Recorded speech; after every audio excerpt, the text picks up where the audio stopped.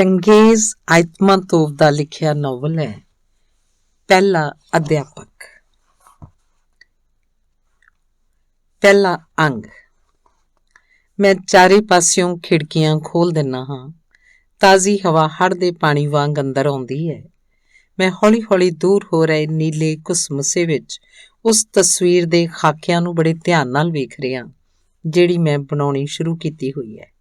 ਖਾਕੇ ਬਹੁਤ ਹਨ ਕਿਉਂਕਿ ਮੈਂ ਇਹ ਤਸਵੀਰ ਕਈ ਵਾਰੀ ਬਣਾਉਣੀ ਸ਼ੁਰੂ ਕੀਤੀ ਸੀ, ਪਰੰਤੂ ਮੁਕੰਮਲ ਤਸਵੀਰ ਬਾਬਤ ਕੋਈ ਆਖਰੀ ਫੈਸਲਾ ਲੈਣਾ ਅਜੇ ਵਕਤ ਤੋਂ ਪਹਿਲਾਂ ਦੀ ਗੱਲ ਹੈ। ਪੌ ਫੁਟਾਲੇ ਤੋਂ ਪਹਿਲਾਂ ਚਹਿਲਕਦਮੀ ਕਰਦਾ ਹੋਇਆ ਮੈਂ ਆਪਣੀ ਇਸ ਤਸਵੀਰ ਬਾਰੇ ਸੋਚਦਾ ਰਹਿਣਾ। ਹਰ ਵਾਰੀ ਇਸ ਤਰ੍ਹਾਂ ਹੀ ਹੁੰਦਾ ਤੇ ਹਰ ਵਾਰੀ ਮੈਨੂੰ ਇਹੋ ਯਕੀਨ ਹੁੰਦਾ ਕਿ ਤਸਵੀਰ ਅਜੇ ਮੇਰੀ ਕਲਪਨਾ ਵਿੱਚ ਹੀ। ਮੈਨੂੰ ਇਹ ਗੱਲ ਚੰਗੀ ਨਹੀਂ ਲੱਗਦੀ ਕਿ ਆਪਣੇ ਅਧੂਰੇ ਕੰਮ ਬਾਰੇ ਆਪਣੇ ਦੋਸਤਾਂ ਨਾਲ ਜ਼ਿਕਰ ਕੀਤਾ ਜਾਏ। ਅਜਿਹਾ ਇਸ ਲਈ ਨਹੀਂ ਕਿ ਮੈਂ ਆਪਣੇ ਕੰਮ ਨੂੰ ਲੁਕੋ ਕੇ ਰੱਖਣਾ ਚਾਹੁੰਦਾ, ਸਗੋਂ ਇਸ ਲਈ ਕਿ ਮੇਰੇ ਖਿਆਲ ਮੁਤਾਬਕ ਜਿਹੜਾ ਬੱਚਾ ਅਜੇ ਪੰਘੂੜੇ ਵਿੱਚ ਹੀ ਹੋਵੇ ਉਸ ਬਾਰੇ ਇਹ ਕਹਿਣਾ ਮੁਸ਼ਕਿਲ ਹੁੰਦਾ ਹੈ ਕਿ ਵੱਡਾ ਹੋ ਕੇ ਉਹ ਕਿਹੋ ਜਿਹਾ ਬਣੇਗਾ। ਇਸੇ ਤਰ੍ਹਾਂ ਕਿਸੇ ਅਧੂਰੀ ਕਲਾਕ੍ਰਿਤ ਬਾਰੇ ਕੁਝ ਵੀ ਕਹਿਣਾ ਮੁਸ਼ਕਿਲ ਹੁੰਦਾ ਹੈ, ਪਰ ਇਸ ਵਾਰੀ ਮੈਂ ਆਪਣੇ ਇਸ ਅਸੂਲ ਦੀ ਉਲੰਘਣਾ ਕਰ ਰਿਹਾ। ਮੈਂ ਉਸ ਤਸਵੀਰ ਬਾਰੇ ਜਿਹੜੀ ਅਜੇ ਬਣੀ ਨਹੀਂ ਹੈ ਖੁੱਲ੍ਹ ਕੇ ਕਹਿਣਾ ਚਾਹੁੰਦਾ, ਸਗੋਂ ਇਸ ਬਾਰੇ ਆਪਣੇ ਵਿਚਾਰ ਨੂੰ ਲੋਕਾਂ ਨਾਲ ਸਾਂਝੇ ਕਰਨਾ ਚਾਹੁੰਦਾ ਹਾਂ। ਇਹ ਮੇਰਾ ਸ਼ੌਕ ਨਹੀਂ ਹੈ, ਇਸ ਤੋਂ ਬਿਨਾਂ ਹੋਰ ਕੋਈ ਚਾਰਾ ਨਹੀਂ ਹੈ, ਕਿਉਂਕਿ ਮੈਂ ਮਹਿਸੂਸ ਕਰਦਾ ਕਿ ਇਹ ਮੇਰੇ ਇਕੱਲੇ ਦੇ ਵੱਸ ਦਾ ਰੋਗ ਨਹੀਂ ਹੈ। ਮੈਨੂੰ ਲੱਗਦਾ ਹੈ ਕਿ ਇਹ ਕਹਾਣੀ ਜਿਹਨੇ ਮੇਰੀ ਆਤਮਾ ਨੂੰ ਝੰਜੋੜ ਦਿੱਤਾ ਹੈ, ਜਿਹੜੀ ਮੈਨੂੰ ਬੁਰਸ਼ ਉਠਾਉਣ ਤੇ ਮਜਬੂਰ ਕਰ ਰਹੀ ਹੈ, ਇੰਨੀ ਵਿਸ਼ਾਲ ਤੇ ਵਿਲੱਖਣ ਹੈ ਕਿ ਮੈਂ ਇਕੱਲਾ ਇਹਨੂੰ ਸੰਭਾਲ ਨਹੀਂ ਸਕਦਾ। ਮੈਨੂੰ ਡਰ ਹੈ ਕਿ ਭਰਿਆ ਪਿਆਲਾ ਮੇਰੇ ਕੋਲੋਂ ਛਲਕ ਜਾਏਗਾ। ਮੈਂ ਇਹਨੂੰ ਮੰਜ਼ਿਲ ਉੱਤੇ ਪਹੁੰਚਾ ਨਹੀਂ ਸਕਾਂਗਾ। ਮੈਂ ਚਾਹੁੰਦਾ ਕਿ ਲੋਕ ਕੋਈ ਸਲਾਹ ਦੇ ਕੇ ਮੇਰੀ ਸਹਾਇਤਾ ਕਰਨ, ਮੈਨੂੰ ਕੋਈ ਰਾਹ ਵਿਖਾਉਣ। ਉਹ ਆਪਣੀ ਕਲਪਨਾ ਵਿੱਚ ਹੀ ਮੇਰੇ ਈਜ਼ਲ, ਪੇਂਟਿੰਗ ਲਈ ਕੈਨਵਸ ਰੱਖਣ ਵਾਲਾ ਸਟੈਂਡ ਲਾਗੇ ਆ ਕੇ ਖਲੋ ਜਾਣ ਤੇ ਮੇਰੇ ਵਾਂਗ ਹੀ ਇਹਨਾਂ ਵਲਵਲਿਆਂ ਨੂੰ ਮਹਿਸੂਸ ਕਰਨ। ਆਪਣੇ ਮਨ ਦੀ ਜਗਿਆਸਾ ਤੋਂ ਝਿਜਕੋ ਨਾ, ਮੇਰੇ ਨੇੜੇ ਆ ਜਾਓ। ਮੈਂ ਇਹ ਕਹਾਣੀ ਸੁਣਾਏ ਬਿਨਾਂ ਨਹੀਂ ਰਹਿ ਸਕਦਾ। ਸਾਡਾ ਪਿੰਡ ਕੁਰਕੁਰੇਊ ਪਹਾੜਾਂ ਦੀ ਗੋਦ ਵਿੱਚ ਇੱਕ ਵਿਸ਼ਾਲ ਪਠਾਰ ਵਿੱਚ ਵਸਿਆ ਹੋਇਆ ਹੈ, ਜਿੱਥੇ ਅਣਗਿਣਤ ਦਰਿਆ ਥਾਣੀ, ਪਹਾੜਾਂ ਵਿਚਲੇ ਰਾਹ ਥਾਣੀ ਸ਼ੋਰ ਮਚਾਉਂਦੇ ਹੋਏ ਪਹਾੜੀ ਨਾਲੇ ਵਹਿੰਦੇ ਹਨ। ਪਿੰਡ ਤੋਂ ਹੇਠਾਂ ਵੱਲ ਪੀਲੀ ਵਾਦੀ ਵਿਸ਼ਾਲ ਕਜ਼ਾਕ ਸਤੇਪੀ ਖੁੱਲ੍ਹਾ ਮੈਦਾਨ ਵਿਛੀ ਹੋਈ ਹੈ। ਇਹਦੀ ਹੱਦ ਕਾਲੇ ਪਹਾੜਾਂ ਦੀਆਂ ਟੀਸੀਆਂ ਦੁਮੇਲ ਦੇ ਨਾਲ ਪੱਛਮ ਵੱਲ ਜਾਂਦੇ ਰੇਲ ਮਾਰਗ ਦੀ ਕਾਲੀ ਲਕੀਰ ਨਾਲ ਲੱਗਦੀ ਹੈ। ਪਿੰਡ ਦੇ ਉੱਪਰ ਇੱਕ ਟਿੱਲੇ ਉੱਤੇ ਪੋਪੂਲਰ ਦੇ 2 ਵਿਸ਼ਾਲ ਰੁੱਖ ਹਨ। ਜਦੋਂ ਤੋਂ ਮੈਂ ਹੋਸ਼ ਸੰਭਾਲੀ ਹੈ ਉਦੋਂ ਤੋਂ ਹੀ ਇਹਨਾਂ ਪੋਪੂਲਰਾਂ ਨੂੰ ਜਾਣਦਾ। ਸਾਡੇ ਕੁਰਕੁਰੇਊ ਵੱਲ ਜਿਸ ਪਾਸਿਓਂ ਮਰਜ਼ੀ ਆਓ, ਸਭ ਤੋਂ ਪਹਿਲਾਂ ਇਹ 2 ਪੋਪੂਲਰ ਹੀ ਚਾਨਣ ਮੁਨਾਰਿਆਂ ਵਾਂਗ ਹਮੇਸ਼ਾ ਵਿਖਾਈ ਦਿੰਦੇ ਹਨ। ਮੈਂ ਇੰਨਾ ਵੀ ਨਹੀਂ ਜਾਣਦਾ ਕਿ ਇਹਦੀ ਵਿਆਖਿਆ ਕਿਵੇਂ ਕੀਤੀ ਜਾਏ। ਜਾਂ ਤਾਂ ਇਹ ਕਿ ਬਚਪਨ 'ਚ ਯਾਦਾਂ ਹਰ ਮਨੁੱਖ ਲਈ ਖਾਸ ਕਰਕੇ ਪਿਆਰੀਆਂ ਹੁੰਦੀਆਂ ਹਨ, ਤੇ ਜਾਂ ਫਿਰ ਇਹ ਕਿ ਮੈਂ ਚਿੱਤਰਕਾਰ ਹਾਂ। ਪਰ ਹਰ ਵਾਰੀ ਗੱਡੀ ਤੋਂ ਉਤਰ ਕੇ ਮੈਦਾਨ ਪਾਰ ਕਰਨ ਮਗਰੋਂ ਜਦੋਂ ਪਿੰਡ ਲਾਗੇ ਪਹੁੰਚਦਾ ਹਾਂ ਤਾਂ ਮੇਰੀ ਨਜ਼ਰ ਸਭ ਤੋਂ ਪਹਿਲਾਂ ਇਹਨਾਂ ਪਿਆਰੇ ਪੋਪੂਲਰਾਂ ਨੂੰ ਦੂਰੋਂ ਹੀ ਲੱਭਣ ਲੱਗ ਪੈਂਦੀ ਹੈ। ਇਹ ਭਾਵੇਂ ਕਿੰਨੇ ਵੀ ਉੱਚੇ ਕਿਉਂ ਨਾ ਹੋਣ, ਇੰਨੀ ਦੂਰ ਤੋਂ ਇਹਨਾਂ ਨੂੰ ਵੇਖ ਸਕਣਾ ਸੰਭਵ ਨਹੀਂ ਹੈ, ਪਰ ਮੈਂ ਉਹਨਾਂ ਦੀ ਹੋਂਦ ਨੂੰ ਸਦਾ ਹੀ ਮਹਿਸੂਸ ਕਰ ਲੈਂਦਾ। ਉਹ ਮੈਨੂੰ ਹਮੇਸ਼ਾ ਵਿਖਾਈ ਦਿੰਦੇ ਹਨ। ਮੈਨੂੰ ਕਈ ਵਾਰ ਦੂਰ ਦੁਰੇਡੇ ਇਲਾਕਿਆਂ ਤੋਂ ਕੁਰਕੁਰੇਊ ਵਾਪਸ ਆਉਣਾ ਪੈਂਦਾ ਹੈ। ਹਰ ਵਾਰ ਮੈਂ ਡਾਢੇ ਹੀਰਵੇ ਦੀ ਭਾਵਨਾ ਨਾਲ ਸੋਚਦਾ ਕਿ ਮੈਂ ਛੇਤੀ ਹੀ ਇਹਨਾਂ ਜੋੜੇ ਪੋਪੂਲਰਾਂ ਨੂੰ ਵੇਖ ਸਕਾਂਗਾ। ਕਾਸ਼ ਮੈਂ ਛੇਤੀ ਪਿੰਡ ਪਹੁੰਚ ਜਾਵਾਂ, ਪੋਪੂਲਰਾਂ ਵਾਲੇ ਟਿੱਲੇ ਤੇ ਪਹੁੰਚ ਜਾਵਾਂ ਤੇ ਫਿਰ ਉਹਨਾਂ ਥੱਲੇ ਖਲੋ ਕੇ ਦੇਰ ਤੱਕ ਪੱਤਿਆਂ ਦੀ ਸਰਸਰਾਹਟ ਦਾ ਆਨੰਦਮਈ ਸੰਗੀਤ ਸੁਣਦਾ ਰਹਾਂ। ਸਾਡੇ ਪਿੰਡ 'ਚ ਕਈ ਤਰ੍ਹਾਂ ਦੇ ਦਰਖਤ ਹਨ, ਪਰ ਇਹ ਪੋਪੂਲਰ ਵਿਲੱਖਣ ਹਨ। ਉਹਨਾਂ ਦੀ ਆਪਣੀ ਵਿਲੱਖਣ ਜ਼ਬਾਨ ਹੈ ਤੇ ਸ਼ਾਇਦ ਇਹਨਾਂ ਦੀ ਆਪਣੀ ਵਿਲੱਖਣ ਗਾਉਂਦੀ ਹੋਈ ਆਤਮਾ ਵੀ ਹੈ। ਦਿਨ ਹੋਵੇ ਜਾਂ ਰਾਤ, ਜਦੋਂ ਵੀ ਇੱਥੇ ਆਉਂਦਾ ਤਾਂ ਉਹ ਝੂਲਦੇ ਵਿਖਾਈ ਦਿੰਦੇ ਹਨ। ਟਾਹਣੀਆਂ ਹੁਲਾਰੇ ਲੈਂਦੀਆਂ ਹਨ, ਪੱਤੇ ਸਰਸਰ ਕਰਦੇ ਹਨ, ਵੱਖ-ਵੱਖ ਤਰ੍ਹਾਂ ਦੀਆਂ ਸੁਰਾਂ ਕੱਢਦੇ ਹਨ। ਕਦੀ ਇੰਝ ਲੱਗਦਾ ਜਿਵੇਂ ਸਮੁੰਦਰ ਦੀਆਂ ਸ਼ਾਂਤ ਲਹਿਰਾਂ ਕਿਨਾਰੇ ਦੀ ਰੇਤ ਨੂੰ ਪਲੋਸ ਰਹੀਆਂ ਹੋਣ। ਕਦੀ ਇੰਝ ਲੱਗਦਾ ਹੈ ਕਿ ਕੋਈ ਅਦਿੱਖ ਚੰਗਿਆੜੀ ਕੋਈ ਗਰਮ ਜੋਸ਼ੀਲੀ ਫੁਸਫੁਸਾਹਟ ਟਾਹਣੀਆਂ ਪੱਤਿਆਂ ਉੱਤੇ ਦੌੜਦੀ ਜਾਂਦੀ ਹੈ ਤੇ ਫਿਰ ਅਚਾਨਕ ਹੀ ਪਲਕੂ ਖਾਮੋਸ਼ ਰਹਿਣ ਮਗਰੋਂ ਪੋਪੂਲਰ ਦੇ ਰੁੱਖ ਜ਼ੋਰ ਨਾਲ ਸਰ ਕਰਦੇ ਡੂੰਘਾ ਹੌਕਾ ਭਰਦੇ ਹਨ, ਜਿਵੇਂ ਬਹੁਤ ਹੀ ਉਦਾਸ ਹੋ ਗਏ ਹੋਣ। ਤੇ ਜਦੋਂ ਗੜਕਦੇ ਗੱਜਦੇ ਬੱਦਲ ਛਾ ਜਾਂਦੇ ਹਨ, ਟਾਹਣੀਆਂ ਨੂੰ ਤੋੜਦਾ ਮਰੋੜਦਾ, ਪੱਤਿਆਂ ਨੂੰ ਤਰੁੰਡਦਾ ਮਰੁੰਡਦਾ ਝੱਖੜ ਝੁਲਦਾ ਤੇ ਲਿਫ ਜਾਂਦੇ ਪੋਪੂਲਰ ਅੱਗ ਦੇ ਤੇਜ਼ ਭਾਂਬੜਾਂ ਵਾਂਗ ਗਰਜਦੇ ਹਨ, ਸ਼ੁਕ ਕਰਦੇ ਹਨ। ਮਗਰੋਂ ਕਈ ਸਾਲ ਬੀਤਣ ਮਗਰੋਂ ਮੈਨੂੰ ਇਹਨਾਂ ਦੋ ਪੋਪੂਲਰਾਂ ਦੇ ਰਾਜ਼ ਦਾ ਪਤਾ ਲੱਗਾ। ਉਸ ਟਿੱਲੇ ਉੱਤੇ ਉੱਗੇ ਹੋਏ ਹਨ, ਜਿਹਨੂੰ ਹਰ ਦਿਸ਼ਾ ਵੱਲੋਂ ਆਉਂਦੀਆਂ ਹਵਾਵਾਂ ਦੇ ਥੱਪੇੜੇ ਵੱਜਦੇ ਰਹਿੰਦੇ ਹਨ। ਇਸ ਵਾਸਤੇ ਉਹ ਮਾਮੂਲੀ ਜਿਹੀ ਹਵਾ ਚੱਲਣ ਨਾਲ ਹੀ ਹਿੱਲਣ ਲੱਗ ਪੈਂਦੇ ਹਨ। ਇਹਨਾਂ ਦਾ ਪੱਤਾ ਹਲਕੀ ਜਿਹੀ ਪਾਉਣ ਦਾ ਵੀ ਹੁੰਗਾਰਾ ਭਰਦਾ ਹੈ। ਪਰ ਇਸ ਸਿੱਧੀ ਸਾਦੀ ਹਕੀਕਤ ਦਾ ਭੇਦ ਖੁੱਲ੍ਹ ਜਾਣ ਨਾਲ ਮੈਂ ਨਿਰਾਸ਼ ਨਹੀਂ ਹੋਇਆ। ਮੇਰਾ ਬਚਪਨ ਵਾਲਾ ਅਨੁਭਵ ਖਤਮ ਨਹੀਂ ਹੋਇਆ, ਜਿਹਨੂੰ ਮੈਂ ਅੱਜ ਤੱਕ ਸੰਭਾਲ ਕੇ ਰੱਖਿਆ ਹੋਇਆ ਹੈ। ਤੇ ਅੱਜ ਤੱਕ ਮੈਨੂੰ ਟਿੱਲੇ ਉਤਲੇ ਇਹ ਦੋ ਪੋਪੂਲਰ ਵਿਲੱਖਣ ਤੇ ਜਿਉਂਦੇ ਲੱਗਦੇ ਹਨ। ਉੱਥੇ ਉਹਨਾਂ ਦੇ ਲਾਗੇ ਹੀ ਮੇਰਾ ਬਚਪਨ ਰਹਿ ਗਿਆ ਹੈ, ਜਿਵੇਂ ਹਰੇ ਜਾਦੂਮਈ ਸ਼ੀਸ਼ੇ ਦਾ ਇੱਕ ਟੁਕੜਾ। ਗਰਮੀਆਂ ਦੀਆਂ ਛੁੱਟੀਆਂ ਸ਼ੁਰੂ ਹੋਣ ਤੋਂ ਪਹਿਲਾਂ ਪੜ੍ਹਾਈ ਦੇ ਆਖਰੀ ਦਿਨ ਅਸੀਂ ਮੁੰਡੇ ਪੰਛੀਆਂ ਦੇ ਆਲ੍ਹਣੇ ਢਾਉਣ ਲਈ ਇੱਥੋਂ ਦੌੜੇ ਆ ਜਾਂਦੇ ਹੁੰਦੇ ਸੀ। ਜਦੋਂ ਅਸੀਂ ਰੌਲਾ ਪਾਉਂਦੇ, ਸੀਟੀਆਂ ਵਜਾਉਂਦੇ, ਟਿੱਲੇ ਤੇ ਚੜ੍ਹ ਜਾਂਦੇ ਸਾਂ ਤਾਂ ਹਰ ਵਾਰੀ ਇਹ ਵਿਸ਼ਾਲ ਰੁੱਖ ਝੂਮਦੇ ਹੋਏ ਆਪਣੀ ਠੰਡੀ ਛਾਂ ਤੇ ਪਿਆਰ ਭਰੀ ਸਰਸਰਾਹਟ ਨਾਲ ਸਾਡਾ ਸਵਾਗਤ ਕਰਦੇ ਲੱਗਦੇ ਹਨ। ਪਰ ਅਸੀਂ ਸ਼ਰਾਰਤੀ ਮੁੰਡੇ ਨੰਗੇ ਪੈਰੀਂ ਇੱਕ ਦੂਜੇ ਨੂੰ ਸਹਾਰਾ ਦਿੰਦੇ ਹੋਏ ਟਹਿਣੀਆਂ ਦੇ ਮੁੱਢਾਂ ਨੂੰ ਫੜ ਕੇ ਉੱਤੇ ਚੜ੍ਹ ਜਾਂਦੇ ਸਾਂ ਤੇ ਪੰਛੀਆਂ ਦੀ ਦੁਨੀਆ 'ਚ ਹਲਚਲ ਮਚਾ ਦਿੰਦੇ ਸਾਂ। ਚੀਂ ਕਰਦੇ ਹੋਏ ਡਰੇ ਹੋਏ ਪੰਛੀਆਂ ਦੀਆਂ ਡਾਰਾਂ ਸਾਡੇ ਉੱਤੋਂ ਉੱਡ ਜਾਂਦੀਆਂ, ਪਰ ਅਸੀਂ ਇਹਦੀ ਕੋਈ ਪਰਵਾਹ ਨਾ ਕਰਦੇ। ਅਸੀਂ ਹੋਰ ਉੱਚੇ ਚੜ੍ਹਦੇ ਜਾਂਦੇ। ਚਲੋ ਵੇਖਦੇ ਹਾਂ ਕੌਣ ਸਭ ਤੋਂ ਵੱਧ ਦਲੇਰ ਤੇ ਫੁਰਤੀਲਾ ਹੈ। ਤੇ ਇੱਕਦਮ ਇੰਨੀ ਉਚਾਈ ਉੱਤੇ, ਪੰਛੀਆਂ ਦੇ ਉੱਡਣ ਦੀ ਉਚਾਈ ਉੱਤੇ, ਸਾਡੇ ਸਾਹਮਣੇ ਸਮਝੋ ਜਿਵੇਂ ਜਾਦੂ ਦੇ ਡੰਡੇ ਨਾਲ ਪਸਾਰਿਆ ਤੇ ਚਾਨਣ ਦੀ ਵਿਸ਼ਾਲ ਦੁਨੀਆ ਦਾ ਦ੍ਰਿਸ਼ ਆ ਜਾਂਦਾ ਹੈ। ਧਰਤੀ ਦੀ ਇਹ ਵਿਸ਼ਾਲਤਾ ਵੇਖ ਕੇ ਅਸੀਂ ਅਸ਼ ਕਰ ਉੱਠਦੇ। ਅਸੀਂ ਆਪਣੀਆਂ ਟਾਹਣੀਆਂ ਉੱਤੇ ਸਾਹ ਰੋਕੀ ਬੈਠੇ ਰਹਿੰਦੇ, ਪੰਛੀਆਂ ਤੇ ਉਹਨਾਂ ਦੇ ਆਲ੍ਹਣਿਆਂ ਨੂੰ ਭੁੱਲ ਜਾਂਦੇ। ਇੱਥੋਂ ਵੇਖਦਿਆਂ ਸਾਨੂੰ ਸਹਿਕਾਰੀ ਫਾਰਮ, ਕੋਆਪਰੇਟਿਵ ਫਾਰਮ ਦਾ ਅਸਤਬਲ, ਜਿਹਨੂੰ ਅਸੀਂ ਦੁਨੀਆ ਦੀ ਸਭ ਤੋਂ ਵੱਡੀ ਇਮਾਰਤ ਸਮਝਦੇ ਸਾਂ, ਸਧਾਰਨ ਜਿਹੀ ਕੋਠੜੀ ਵਰਗਾ ਲੱਗਦਾ ਸੀ। ਪਿੰਡ ਦੇ ਪਿੱਛੇ ਵਿਸ਼ਾਲ ਅਛੋ ਮੈਦਾਨ ਧੁੰਦਲਕੇ 'ਚ ਗੁਆਚਿਆ ਹੋਇਆ ਲੱਗਦਾ ਸੀ। ਅਸੀਂ ਉਹਦੀਆਂ ਨੀਲੀਆਂ ਦੂਰੀਆਂ ਨੂੰ ਜਿੱਥੋਂ ਤੱਕ ਵੀ ਸਾਡੀ ਨਜ਼ਰ ਜਾਂਦੀ ਨੀਂਹ ਜਲਾ ਕੇ ਵੇਖਦੇ ਰਹਿੰਦੇ ਤੇ ਸਾਨੂੰ ਦੂਰ ਤੱਕ ਧਰਤੀ ਵਿਖਾਈ ਦਿੰਦੀ, ਜਿਹਦੀ ਅਸੀਂ ਪਹਿਲਾਂ ਕਦੀ ਕਲਪਨਾ ਵੀ ਨਹੀਂ ਕੀਤੀ ਹੁੰਦੀ ਸੀ। ਸਾਨੂੰ ਦਰਿਆ ਵਿਖਾਈ ਦਿੰਦੇ, ਜਿਹੜੇ ਅਸੀਂ ਪਹਿਲਾਂ ਕਦੀ ਵੀ ਵੇਖੇ ਨਾ ਹੁੰਦੇ। ਦੂਰ ਵਹਿੰਦੇ ਦਰਿਆ ਚਾਂਦੀ ਦੀਆਂ ਪਤਲੀਆਂ ਤਾਰਾਂ ਵਰਗੇ ਲੱਗਦੇ। ਅਸੀਂ ਟਾਹਣੀਆਂ ਉੱਤੇ ਚੜ੍ਹ ਕੇ ਬੈਠੇ ਹੋਏ ਸੋਚਦੇ ਰਹਿੰਦੇ ਕਿ ਇਹੀ ਧਰਤੀ ਦਾ ਸਿਰਾ ਹੈ, ਜਾਂ ਇਸ ਤੋਂ ਅੱਗੇ ਵੀ ਇਸ ਤਰ੍ਹਾਂ ਦਾ ਆਕਾਸ਼ ਹੈ। ਇਸੇ ਤਰ੍ਹਾਂ ਦੇ ਬੱਦਲ ਹਨ, ਮੈਦਾਨ ਤੇ ਦਰਿਆ ਹਨ। ਪੋਪੂਲਰ ਦੇ ਰੁੱਖਾਂ ਉੱਤੇ ਬੈਠੇ ਅਸੀਂ ਹਵਾਵਾਂ ਦੀਆਂ ਰਹੱਸਮਈ ਆਵਾਜ਼ਾਂ ਸੁਣਦੇ ਰਹਿੰਦੇ ਤੇ ਜਵਾਬ ਵਿੱਚ ਪੋਪੂਲਰ ਦੇ ਪੱਤੇ ਬੜੇ ਦੋਸਤਾਨਾ ਅੰਦਾਜ਼ ਵਿੱਚ ਸਰਗੋਸ਼ੀਆਂ ਕਰਦੇ। ਸਾਨੂੰ ਲੱਗਦਾ ਕਿ ਉਹਨਾਂ ਦਿਲ ਖਿੱਚਵੇਂ ਰਹੱਸਮਈ ਇਲਾਕਿਆਂ ਦੀ ਚਰਚਾ ਕਰ ਰਹੇ ਸਨ, ਜਿਹੜੇ ਅਸਮਾਨੀ ਰੰਗ ਨਾਲ ਢਕੀਆਂ ਦੂਰੀਆਂ ਦੇ ਪਿੱਛੇ ਲੁਕੇ ਹੋਏ ਸਨ। ਮੈਂ ਪੋਪੂਲਰਾਂ ਦੀ ਸ਼ਾਂ ਸੁਣਦਾ ਰਹਿੰਦਾ ਤੇ ਮੇਰਾ ਦਿਲ ਡਰ ਤੇ ਖੁਸ਼ੀ ਨਾਲ ਧੱਕ ਕਰਨ ਲੱਗ ਪੈਂਦਾ। ਤੇ ਇਸ ਅਨੰਤ ਸਰਸਰਾਹਟ ਨੂੰ ਸੁਣਦਿਆਂ ਮੈਂ ਉਹਨਾਂ ਅਣਡਿੱਠ ਦੂਰੀਆਂ ਦੇ ਸੁਪਨੇ ਲੈਂਦਾ ਰਹਿੰਦਾ।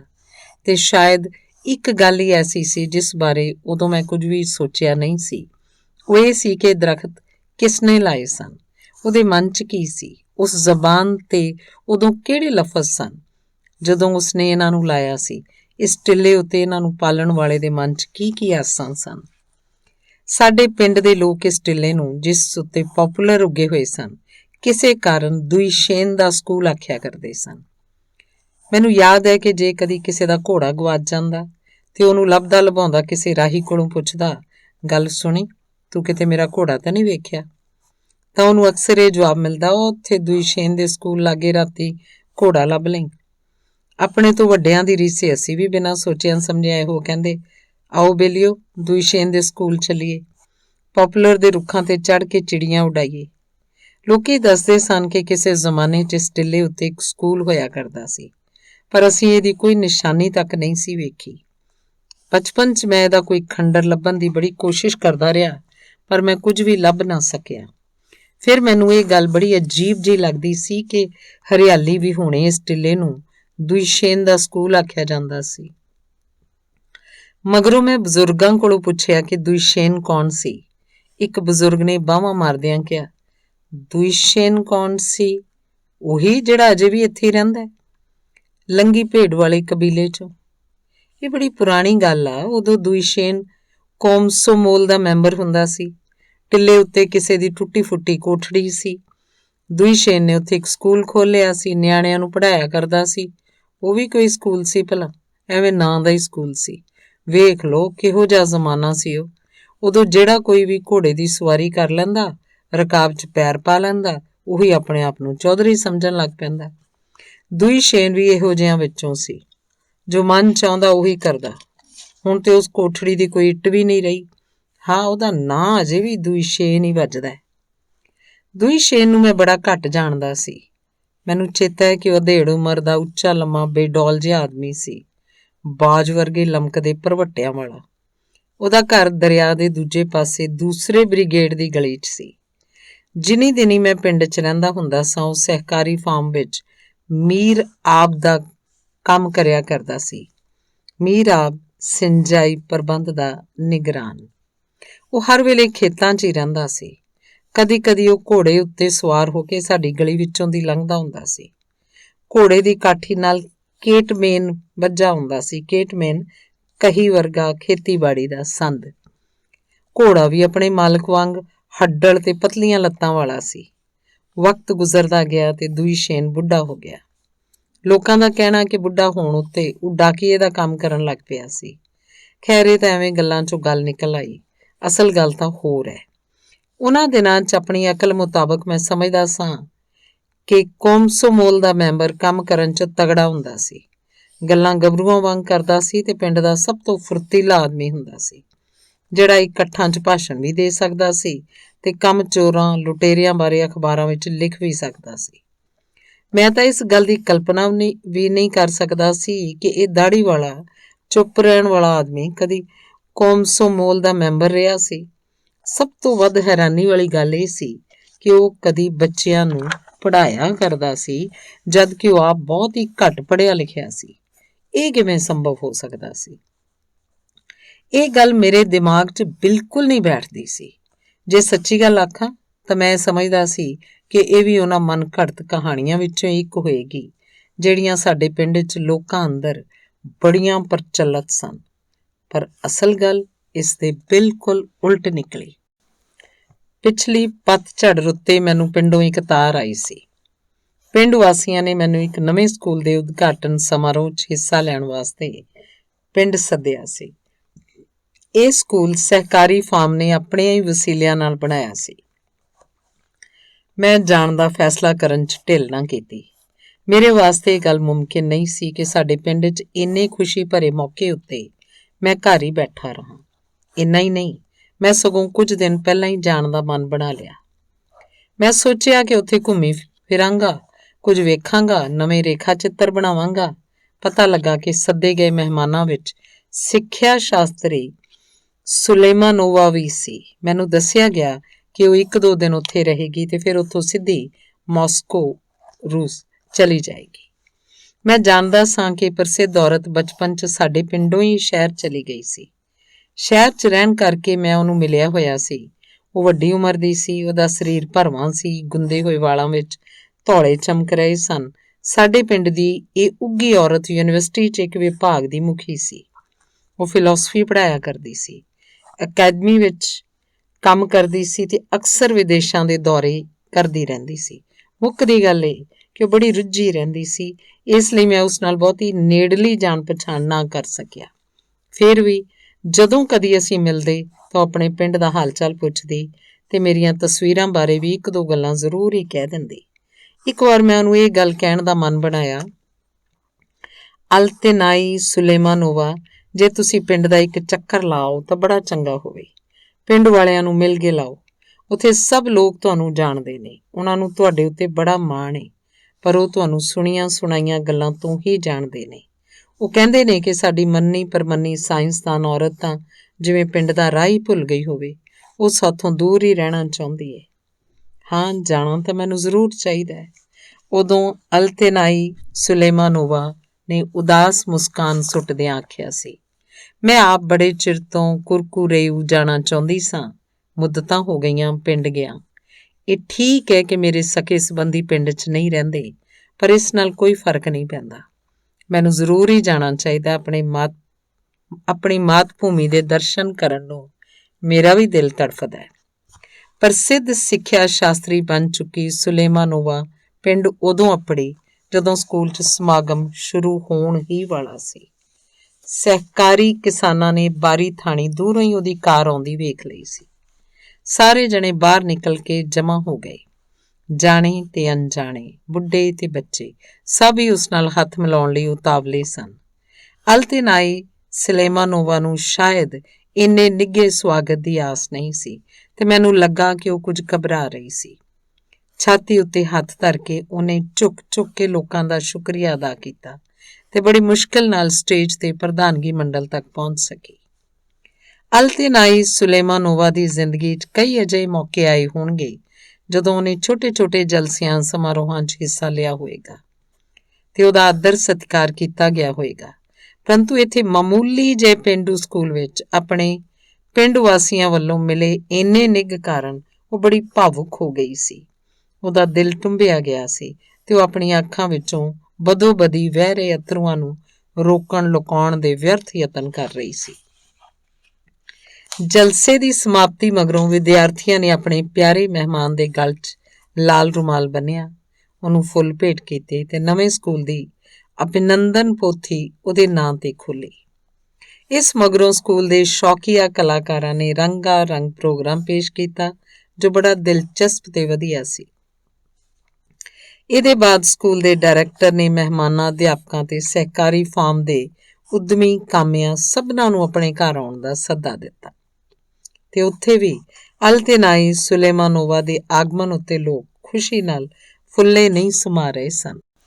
ਉਸ ਨੂੰ ਗਲੀਚਿਆਂ ਨਾਲ ਸਜਾਈ ਗਈ ਸਭ ਤੋਂ ਸਨਮਾਨਪੂਰਨ ਜਗ੍ਹਾ ਤੇ ਬਿਠਾਇਆ ਗਿਆ। ਹਰ ਕੋਈ ਉਸ ਲਈ ਆਪਣਾ ਸਤਿਕਾਰ ਪ੍ਰਗਟ ਕਰਨਾ ਚਾਹੁੰਦਾ ਸੀ, ਜਿਹਾ ਕਿ ਅਜਿਹੇ ਮੌਕਿਆਂ ਉੱਤੇ ਅਕਸਰ ਹੁੰਦਾ ਹੈ। ਬੜੀ ਕੜਮੱਸ ਮਚੀ ਹੋਈ ਸੀ। ਜੋਸ਼ 'ਚ ਆਏ ਹੋਏ ਲੋਕ ਗੱਲਾਂ ਕਰ ਰਹੇ ਸਨ।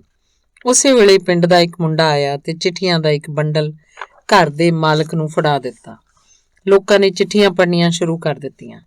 ਸਕੂਲ ਦੇ ਪੁਰਾਣੇ ਵਿਦਿਆਰਥੀਆਂ ਨੇ ਆਪਣੇ ਪਿੰਡ ਵਾਸੀਆਂ ਨੂੰ ਨਵਾਂ ਸਕੂਲ ਖੁੱਲ੍ਹਣ ਉੱਤੇ ਵਧਾਈਆਂ ਦੇ ਸੁਨੇਹੇ ਭੇਜੇ ਸਨ।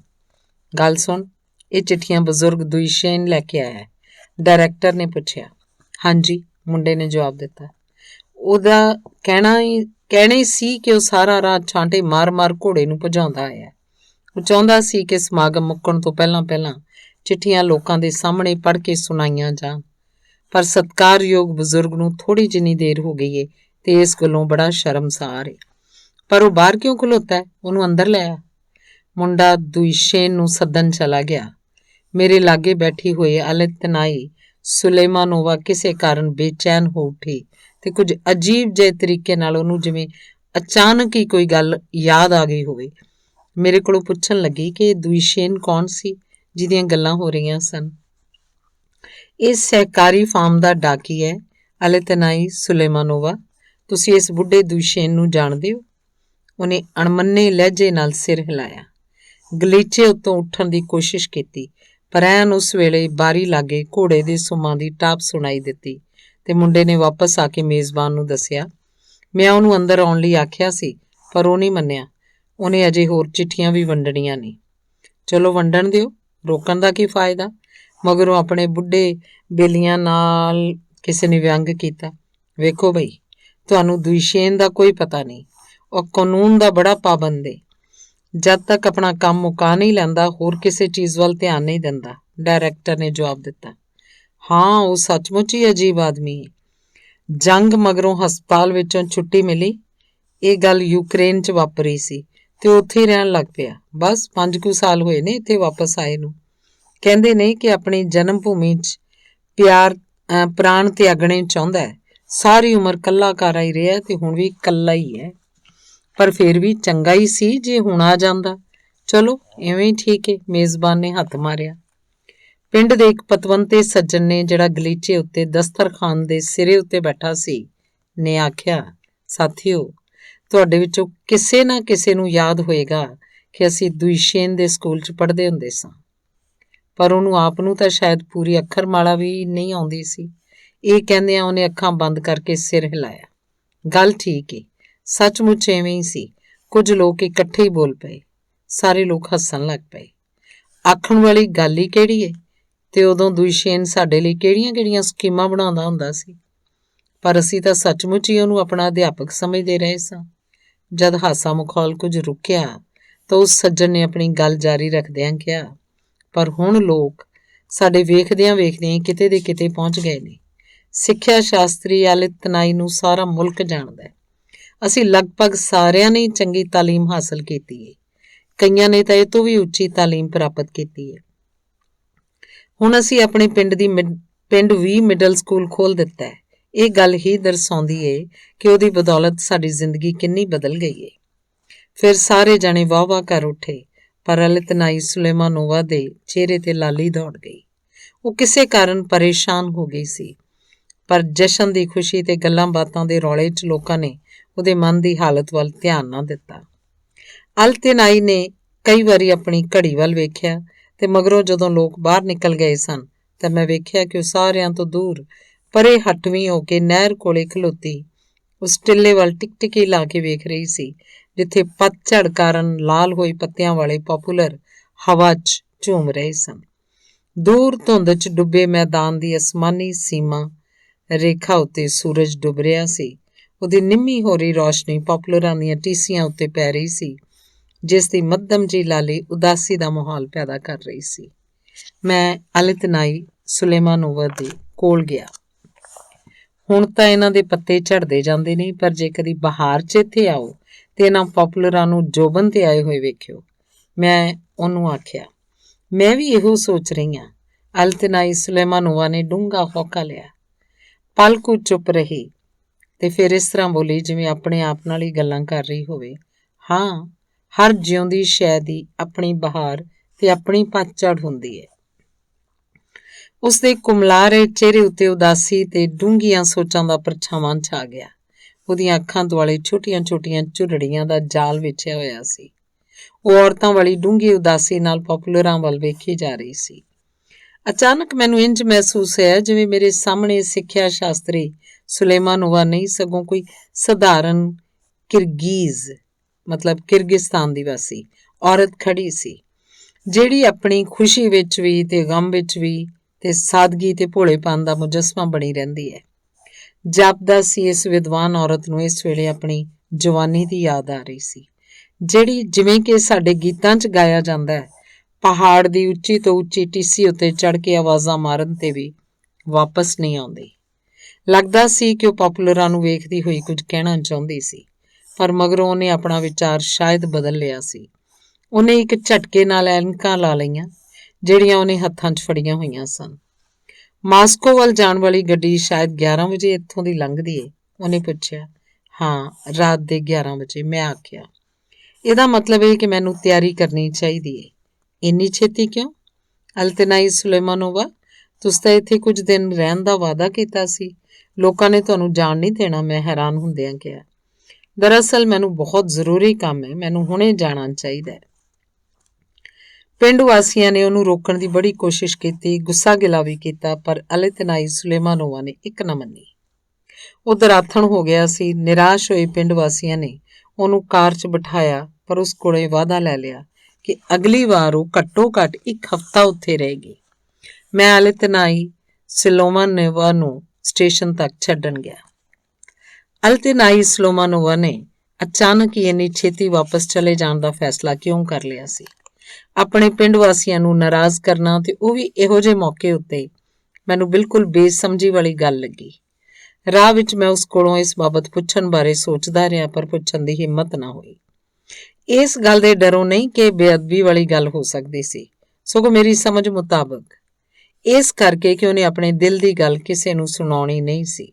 ਸਾਰੇ ਰਾਹ ਉਹਨੇ ਇੱਕ ਵੀ ਗੱਲ ਨਾ ਕੀਤੀ ਤੇ ਕਿਸੇ ਡੂੰਘੀ ਸੋਚ ਵਿੱਚ ਡੁੱਬੀ ਰਹੀ। ਸਟੇਸ਼ਨ ਉੱਤੇ ਮੈਂ ਆਖਰ ਉਹਨੂੰ ਪੁੱਛ ਹੀ ਲਿਆ, ਹਲ ਤੇ ਨਾ ਹੀ ਤੁਸੀਂ ਕਿਸੇ ਗੱਲੋਂ ਉਦਾਸ ਲੱਗਦੇ ਹੋ। ਤੁਸੀਂ ਸਾਡੇ ਨਾਲ ਨਾਰਾਜ਼ ਤਾਂ ਨਹੀਂ ਹੋ ਗਏ? ਨਹੀਂ, ਤੁਸੀਂ ਕਿਹੋ ਜਿਹੀਆਂ ਗੱਲਾਂ ਕਰਦੇ ਹੋ? ਤੁਸੀਂ ਇਸ ਤਰ੍ਹਾਂ ਬਿਲਕੁਲ ਨਾ ਸੋਚੋ। ਮੈਂ ਭਲਾ ਕਿਉਂ ਨਾਰਾਜ਼ ਹੋਣਾ ਹੋਇਆ? ਮੈਂ ਤਾਂ ਬਸ ਆਪਣੇ ਨਾਲ ਹੀ ਨਾਰਾਜ਼ ਹੋ ਸਕਦੀ ਹਾਂ। ਹਾਂ, ਆਪਣੇ ਆਪ ਨਾਲ ਨਾਰਾਜ਼ ਹੋਇਆ ਜਾ ਸਕਦਾ ਹੈ। ਅਲਤਨਾਈ ਸੁਲੇਮਾਨੋਵਾ ਦਿਲ ਦੀ ਘੁੰਡੀ ਖੋਲੇ ਬਿਨਾਂ ਹੀ ਚਲੀ ਗਈ। ਮੈਂ ਸ਼ਹਿਰ ਮੁੜ ਗਿਆ ਤੇ ਕੁਝ ਕੁ ਦਿਨਾਂ ਬਾਅਦ ਅਚਾਨਕ ਹੀ ਉਹਦੀ ਚਿੱਠੀ ਮਿਲੀ। ਉਹਨੇ ਲਿਖਿਆ ਸੀ ਕਿ ਉਹਨੂੰ ਆਸੋਂ ਕਿਤੇ ਵੱਧ ਸਮਾਂ ਮਾਸਕੋ 'ਚ ਠਹਿਰਨਾ ਪਿਆ ਹੈ। ਅਲਤਨਾਈ ਸੁਲੇਮਾਨੋਵਾ ਨੇ ਲਿਖਿਆ ਸੀ, ਮੇਰੇ ਕੋਲ ਕਈ ਜ਼ਰੂਰੀ ਤੇ ਫੌਰੀ ਕੰਮ ਕਰਨ ਵਾਲੇ ਪਏ ਹਨ। ਫਿਰ ਵੀ ਮੈਂ ਇਹਨਾਂ ਨੂੰ ਛੱਡ ਕੇ ਤੁਹਾਨੂੰ ਇਹ ਚਿੱਠੀ ਲਿਖਣ ਦਾ ਫੈਸਲਾ ਕੀਤਾ ਹੈ। ਮੈਂ ਤੁਹਾਨੂੰ ਬੇਨਤੀ ਕਰਦੀ ਹਾਂ ਕਿ ਜੋ ਕੁਝ ਵੀ ਇਸ ਚਿੱਠੀ 'ਚ ਲਿਖ ਰਹੀ ਹਾਂ, ਜੇ ਤੁਹਾਨੂੰ ਦਿਲਚਸਪ ਲੱਗੇ ਤਾਂ ਇਸ ਨੂੰ ਲੋਕਾਂ ਤੱਕ ਪਹੁੰਚਾਉਣ ਦੇ ਢੰਗਾਂ ਬਾਰੇ ਸੋਚਣ ਦੀ ਖੇਚਲ ਕਰਨਾ। ਮੇਰਾ ਖਿਆਲ ਹੈ ਕਿ ਇਸ ਦੀ ਸਾਡੇ ਪਿੰਡ ਵਾਸੀਆਂ ਨੂੰ ਹੀ ਨਹੀਂ ਸਗੋਂ ਸਾਰੇ ਲੋਕਾਂ ਨੂੰ, ਖਾਸ ਕਰਕੇ ਨੌਜਵਾਨਾਂ ਨੂੰ ਜ਼ਰੂਰਤ ਹੈ। ਮੈਂ ਬਹੁਤ ਸੋਚ ਵਿਚਾਰ ਕਰਨ ਮਗਰੋਂ ਇਸ ਸਿੱਟੇ ਉੱਤੇ ਪਹੁੰਚੀ ਹਾਂ। ਇਹ ਲੋਕਾਂ ਸਾਹਮਣੇ ਮੇਰਾ ਦਿਲੀ ਇਕਬਾਲ ਹੈ। ਮੈਨੂੰ ਆਪਣਾ ਫਰਜ਼ ਪੂਰਾ ਕਰਨਾ ਚਾਹੀਦਾ ਹੈ। ਜਿੰਨੇ ਜ਼ਿਆਦਾ ਲੋਕ ਇਸ ਬਾਰੇ ਜਾਣ ਲੈਣਗੇ, ਓਨਾ ਹੀ ਘੱਟ ਮੇਰੇ ਮਨ ਨੂੰ ਕਸ਼ਟ ਹੋਏਗਾ।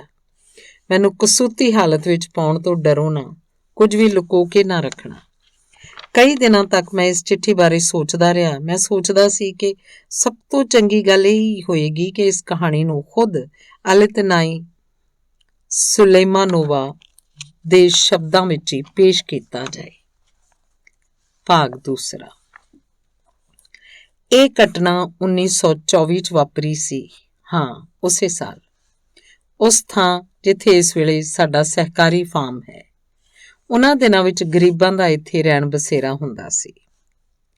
ਉਦੋਂ ਮੇਰੀ ਉਮਰ ਕੋਈ 14 ਕੁ ਸਾਲ ਦੀ ਸੀ। ਮੈਂ ਆਪਣੇ ਮਹਿਰੂਮ ਪਿਤਾ ਦੇ ਚਚੇਰੇ ਭਰਾ ਕੋਲ ਰਹਿੰਦੀ ਸਾਂ। ਮੇਰੇ ਉੱਤੇ ਮਾਂ ਦੀ ਛਾਂ ਵੀ ਨਹੀਂ ਰਹੀ ਸੀ। ਪਤਝੜ ਦੀ ਰੁੱਤ ਸੀ। ਸਾਡੇ ਪਿੰਡ ਦੇ ਸਾਰੇ ਅਮੀਰ ਲੋਕ ਪਹਾੜਾਂ 'ਚ ਤੰਬੂ ਵਗੈਰਾ ਗੱਡਣ ਚਲੇ ਗਏ ਸਨ। ਉਦੋਂ ਸਾਡੇ ਪਿੰਡ ਫੌਜੀਆਂ ਵਾਲਾ ਲੰਮਾ ਕੋਟ ਪਾਈ ਇੱਕ ਓਪਰਾ ਜਿਹਾ ਜਵਾਨ ਆਇਆ ਸੀ। ਮੈਨੂੰ ਉਹਦੇ ਫੌਜੀ ਕੋਟ ਦਾ ਹੀ ਚੇਤਾ ਰਹਿ ਗਿਆ ਹੈ, ਕਿਉਂਕਿ ਉਹ ਪਤਾ ਨਹੀਂ ਕਿਉਂ ਕਾਲੀ ਉੱਨ ਦਾ ਬਣਿਆ ਹੋਇਆ ਸੀ।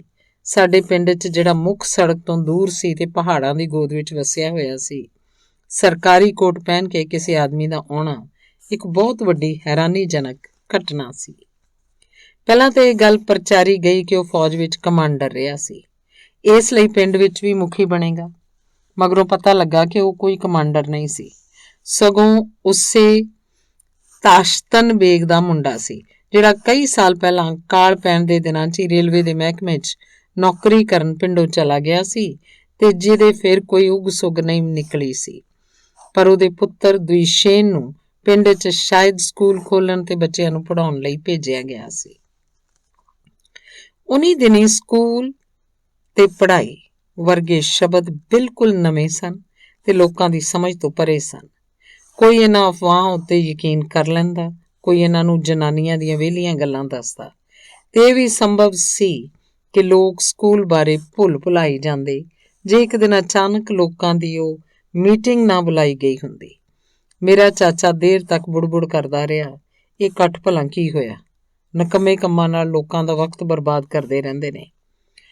ਫੇਰ ਵੀ ਉਹਨੇ ਘੋੜੇ ਤੇ ਕਾਠੀ ਪਾਈ ਤੇ ਹਰ ਅਣਖੀ ਮਰਦ ਵਾਂਗ ਘੋੜੇ ਤੇ ਚੜ ਕੇ ਇਕੱਠ 'ਚ ਚਲਾ ਗਿਆ। ਮੈਂ ਵੀ ਗੁਆਂਢ ਦੇ ਮੁੰਡਿਆਂ ਕੁੜੀਆਂ ਨਾਲ ਉੱਥੇ ਚਲੀ ਗਈ। ਜਦੋਂ ਅਸੀਂ ਹਫਦੇ ਹੋਏ ਟਿੱਲੇ ਨੇੜੇ ਪਹੁੰਚੇ, ਜਿੱਥੇ ਆਮ ਤੌਰ ਤੇ ਇਕੱਠ ਹੋਇਆ ਕਰਦੇ ਸਨ, ਤਾਂ ਉੱਥੇ ਘੋੜਿਆਂ ਉੱਤੇ ਚੜ ਕੇ ਬੈਠੇ ਤੇ ਭੁੰਜੇ ਖਲੋਤੇ ਲੋਕਾਂ ਸਾਹਮਣੇ ਕਾਲੇ ਫੌਜੀ ਕੋਟ ਤੇ ਪੀਲੇ ਵਿਸਾਰ ਚਿਹਰੇ ਵਾਲਾ ਉਹੀ ਜਵਾਨ ਬੋਲ ਰਿਹਾ ਸੀ। ਸਾਨੂੰ ਉਹਦੀਆਂ ਗੱਲਾਂ ਸੁਣਾਈ ਨਹੀਂ ਦੇ ਰਹੀਆਂ ਸੀ।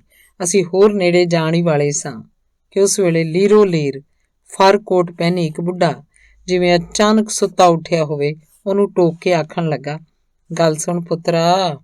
ਉਹਨੇ ਥੱਥ ਲਾਉਂਦਿਆਂ ਕਾਹਲੀ ਕਾਹਲੀ ਬੋਲਣਾ ਸ਼ੁਰੂ ਕੀਤਾ। ਪਹਿਲਾਂ ਤਾਂ ਮੌਲਵੀ ਨਿਆਣਿਆਂ ਨੂੰ ਪੜ੍ਹਾਇਆ ਕਰਦੇ ਸਨ। ਅਸੀਂ ਤੇਰੇ ਪਿਓ ਨੂੰ ਵੀ ਜਾਣਦੇ ਹਾਂ, ਉਹ ਵੀ ਸਾਡੇ ਵਾਂਗ ਗਰੀਬੀ ਵਿੱਚ ਹੀ ਮੰਦੇ ਹਾਲ ਰਹਿੰਦਾ ਸੀ। ਹੁਣ ਤੂੰ ਮਿਹਰਬਾਨੀ ਕਰਕੇ ਦੱਸ ਕਿ ਤੂੰ ਮੌਲਵੀ ਕਦੋਂ ਦਾ ਬਣ ਗਿਆ ਹੈ? ਮੈਂ ਮੌਲਵੀ ਨਹੀਂ ਬਜ਼ੁਰਗੋ, ਮੈਂ ਤਾਂ ਕੌਮਸੋਮੋਲ ਦਾ ਮੈਂਬਰ ਹਾਂ। ਹੁਣ ਬੱਚਿਆਂ ਨੂੰ ਮੌਲਵੀ ਨਹੀਂ ਪੜ੍ਹਾਇਆ ਕਰਨਗੇ। ਮੈਂ ਫੌਜ 'ਚ ਪੜ੍ਹਨਾ ਸਿੱਖਿਆ ਸੀ ਤੇ ਪਹਿਲਾਂ ਵੀ ਮੈਂ ਥੋੜ੍ਹੀ ਬਹੁਤ ਪੜ੍ਹਾਈ ਕੀਤੀ ਸੀ, ਸੋ ਮੈਂ ਤਾਂ ਇਸ ਤਰ੍ਹਾਂ ਦਾ ਮੌਲਵੀ ਹੀ ਹਾਂ। ਅੱਛਾ, ਇਹ ਗੱਲ ਆ। ਸ਼ਾਬਾਸ਼ ਜਵਾਨਾ, ਸ਼ਲਾਘਾ ਦੀਆਂ ਆਵਾਜ਼ਾਂ ਆਈਆਂ। ਸੋ ਕੋਮਸੋਮੋਲ ਨੇ ਤੁਹਾਡੇ ਬੱਚਿਆਂ ਨੂੰ ਪੜ੍ਹਾਉਣ ਲਈ ਮੈਨੂੰ ਇੱਥੇ ਭੇਜਿਆ ਹੈ। ਇਹਦੇ ਵਾਸਤੇ ਸਾਨੂੰ ਕਿਸੇ ਮਕਾਨ ਦੀ ਲੋੜ ਹੈ। ਮੇਰਾ ਖਿਆਲ ਹੈ ਕਿ ਤੁਹਾਡੀ ਮਦਦ ਨਾਲ ਇਸ ਟਿੱਲੇ ਵਾਲੇ ਉਜਾੜ ਅਸਤਬਲ ਵਿੱਚ ਜਮਾਤਾਂ ਲਾਈਆਂ ਜਾ ਸਕਦੀਆਂ ਹਨ। ਇਸ ਬਾਰੇ ਤੁਹਾਡੇ ਕੀ ਵਿਚਾਰ ਹੈ? ਪਿੰਡ ਵਾਸੀਓ, ਲੋਕ ਸ਼ਸ਼ੋਪੰਚ ਪੈ ਗਏ, ਜਿਵੇਂ ਉਹ ਮਨ ਹੀ ਮਨ ਅੰਦਾਜ਼ਾ ਲਾ ਰਹੇ ਹੋਣ ਕਿ ਇਸ ਆਦਮੀ ਦਾ ਮਕਸਦ ਕੀ ਹੋ ਸਕਦਾ ਹੈ। ਝਗੜਾਲੂ ਸੁਭਾਅ ਸਾਤਮਕੂਲ ਨੇ ਇਸ ਚੁੱਪ ਨੂੰ ਤੋੜਿਆ। ਉਹਨੇ ਅੜਬਪਣੇ ਕਾਰਨ ਲੋਕਾਂ ਨੇ ਉਹਦੀ ਅੱਲ ਝਗੜਾਲੂ ਪਾ ਦਿੱਤੀ ਸੀ। ਉਹ ਬੜੇ ਚਿਰ ਤੋਂ ਕਾਠੀ ਨਾਲ ਅਰਕ ਦੀ ਢੋਲ ਆ ਕੇ ਗੱਲਾਂ ਸੁਣੀ ਜਾ ਰਿਹਾ ਸੀ ਤੇ ਕਦੀ-ਕਦੀ ਦੰਦਾਂ ਥਾਣੀ ਥੁੱਕ ਦਿੰਦਾ ਸੀ।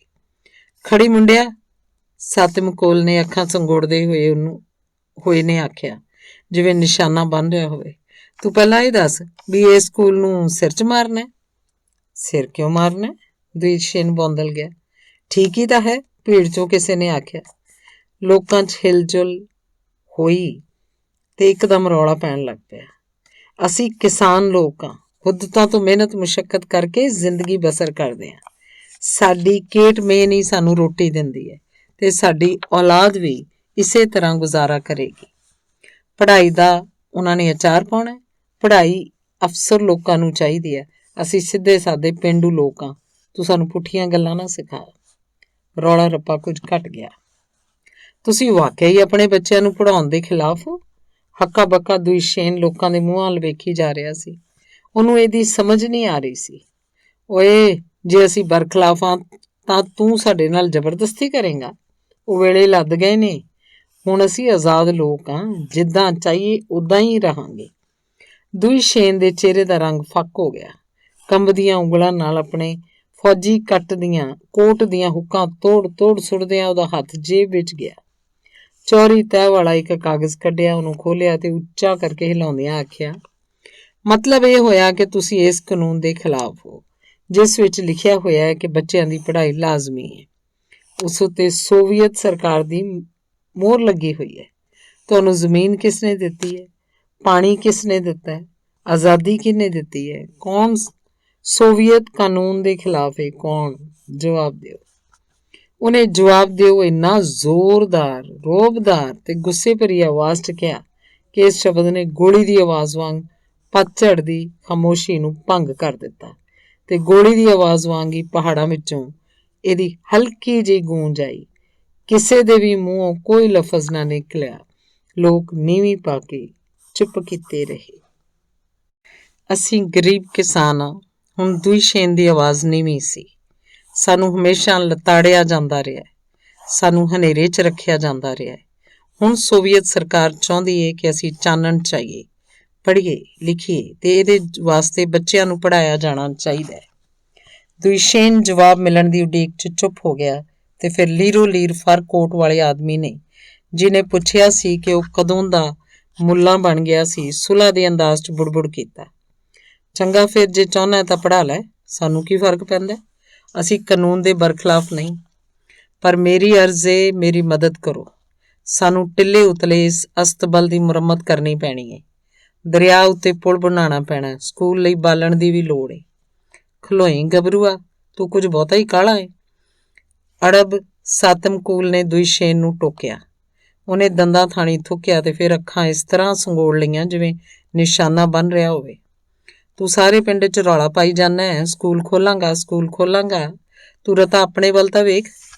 ਤੇਰੇ ਤਨ ਤੇ ਨਾ ਤਾਂ ਕੋਈ ਕੋਟ ਆ ਤੇ ਨਾ ਹੀ ਤੇਰੇ ਹੇਠ ਘੋੜੇ, ਨਾ ਹੀ ਚੱਪਾ ਜ਼ਮੀਨ ਹੈ ਜਿਸ 'ਚ ਤੂੰ ਵਾਹੀ ਕਰ ਸਕੇ, ਨਾ ਹੀ ਕੋਈ ਡੰਗਰ ਵੱਛਾ ਹੈ। ਤੂੰ ਇਹ ਤਾਂ ਦੱਸ ਵੀਰ ਮੇਰਿਆ, ਬਈ ਤੇਰਾ ਗੁਜ਼ਾਰਾ ਕਿੱਦਾਂ ਹੋਊ? ਘੋੜੇ ਚਾਰਿਆ ਕਰੇਂਗਾ? ਪਰ ਸਾਡੇ ਕੋਲ ਤਾਂ ਘੋੜੇ ਵੀ ਹੈ ਨਹੀਂ। ਜਿਨ੍ਹਾਂ ਕੋਲ ਘੋੜਿਆਂ ਦੇ ਇੱਜੜ ਨੇ ਉਹ ਤਾਂ ਪਹਾੜਾਂ 'ਚ ਚਲੇ ਗਏ ਨੇ। ਦੁਇਸ਼ੇਨ ਕਰਾਰਾ ਜਿਹਾ ਜਵਾਬ ਦੇਣਾ ਚਾਹੁੰਦਾ ਸੀ, ਪਰ ਉਹਨੇ ਠਰਮੇ ਤੋਂ ਕੰਮ ਲਿਆ ਤੇ ਹੌਲੀ ਹੌਲੀ ਆਖਿਆ, ਕਰ ਲਵਾਂਗਾ ਗੁਜ਼ਾਰਾ ਕਿਸੇ ਨਾ ਕਿਸੇ ਤਰ੍ਹਾਂ।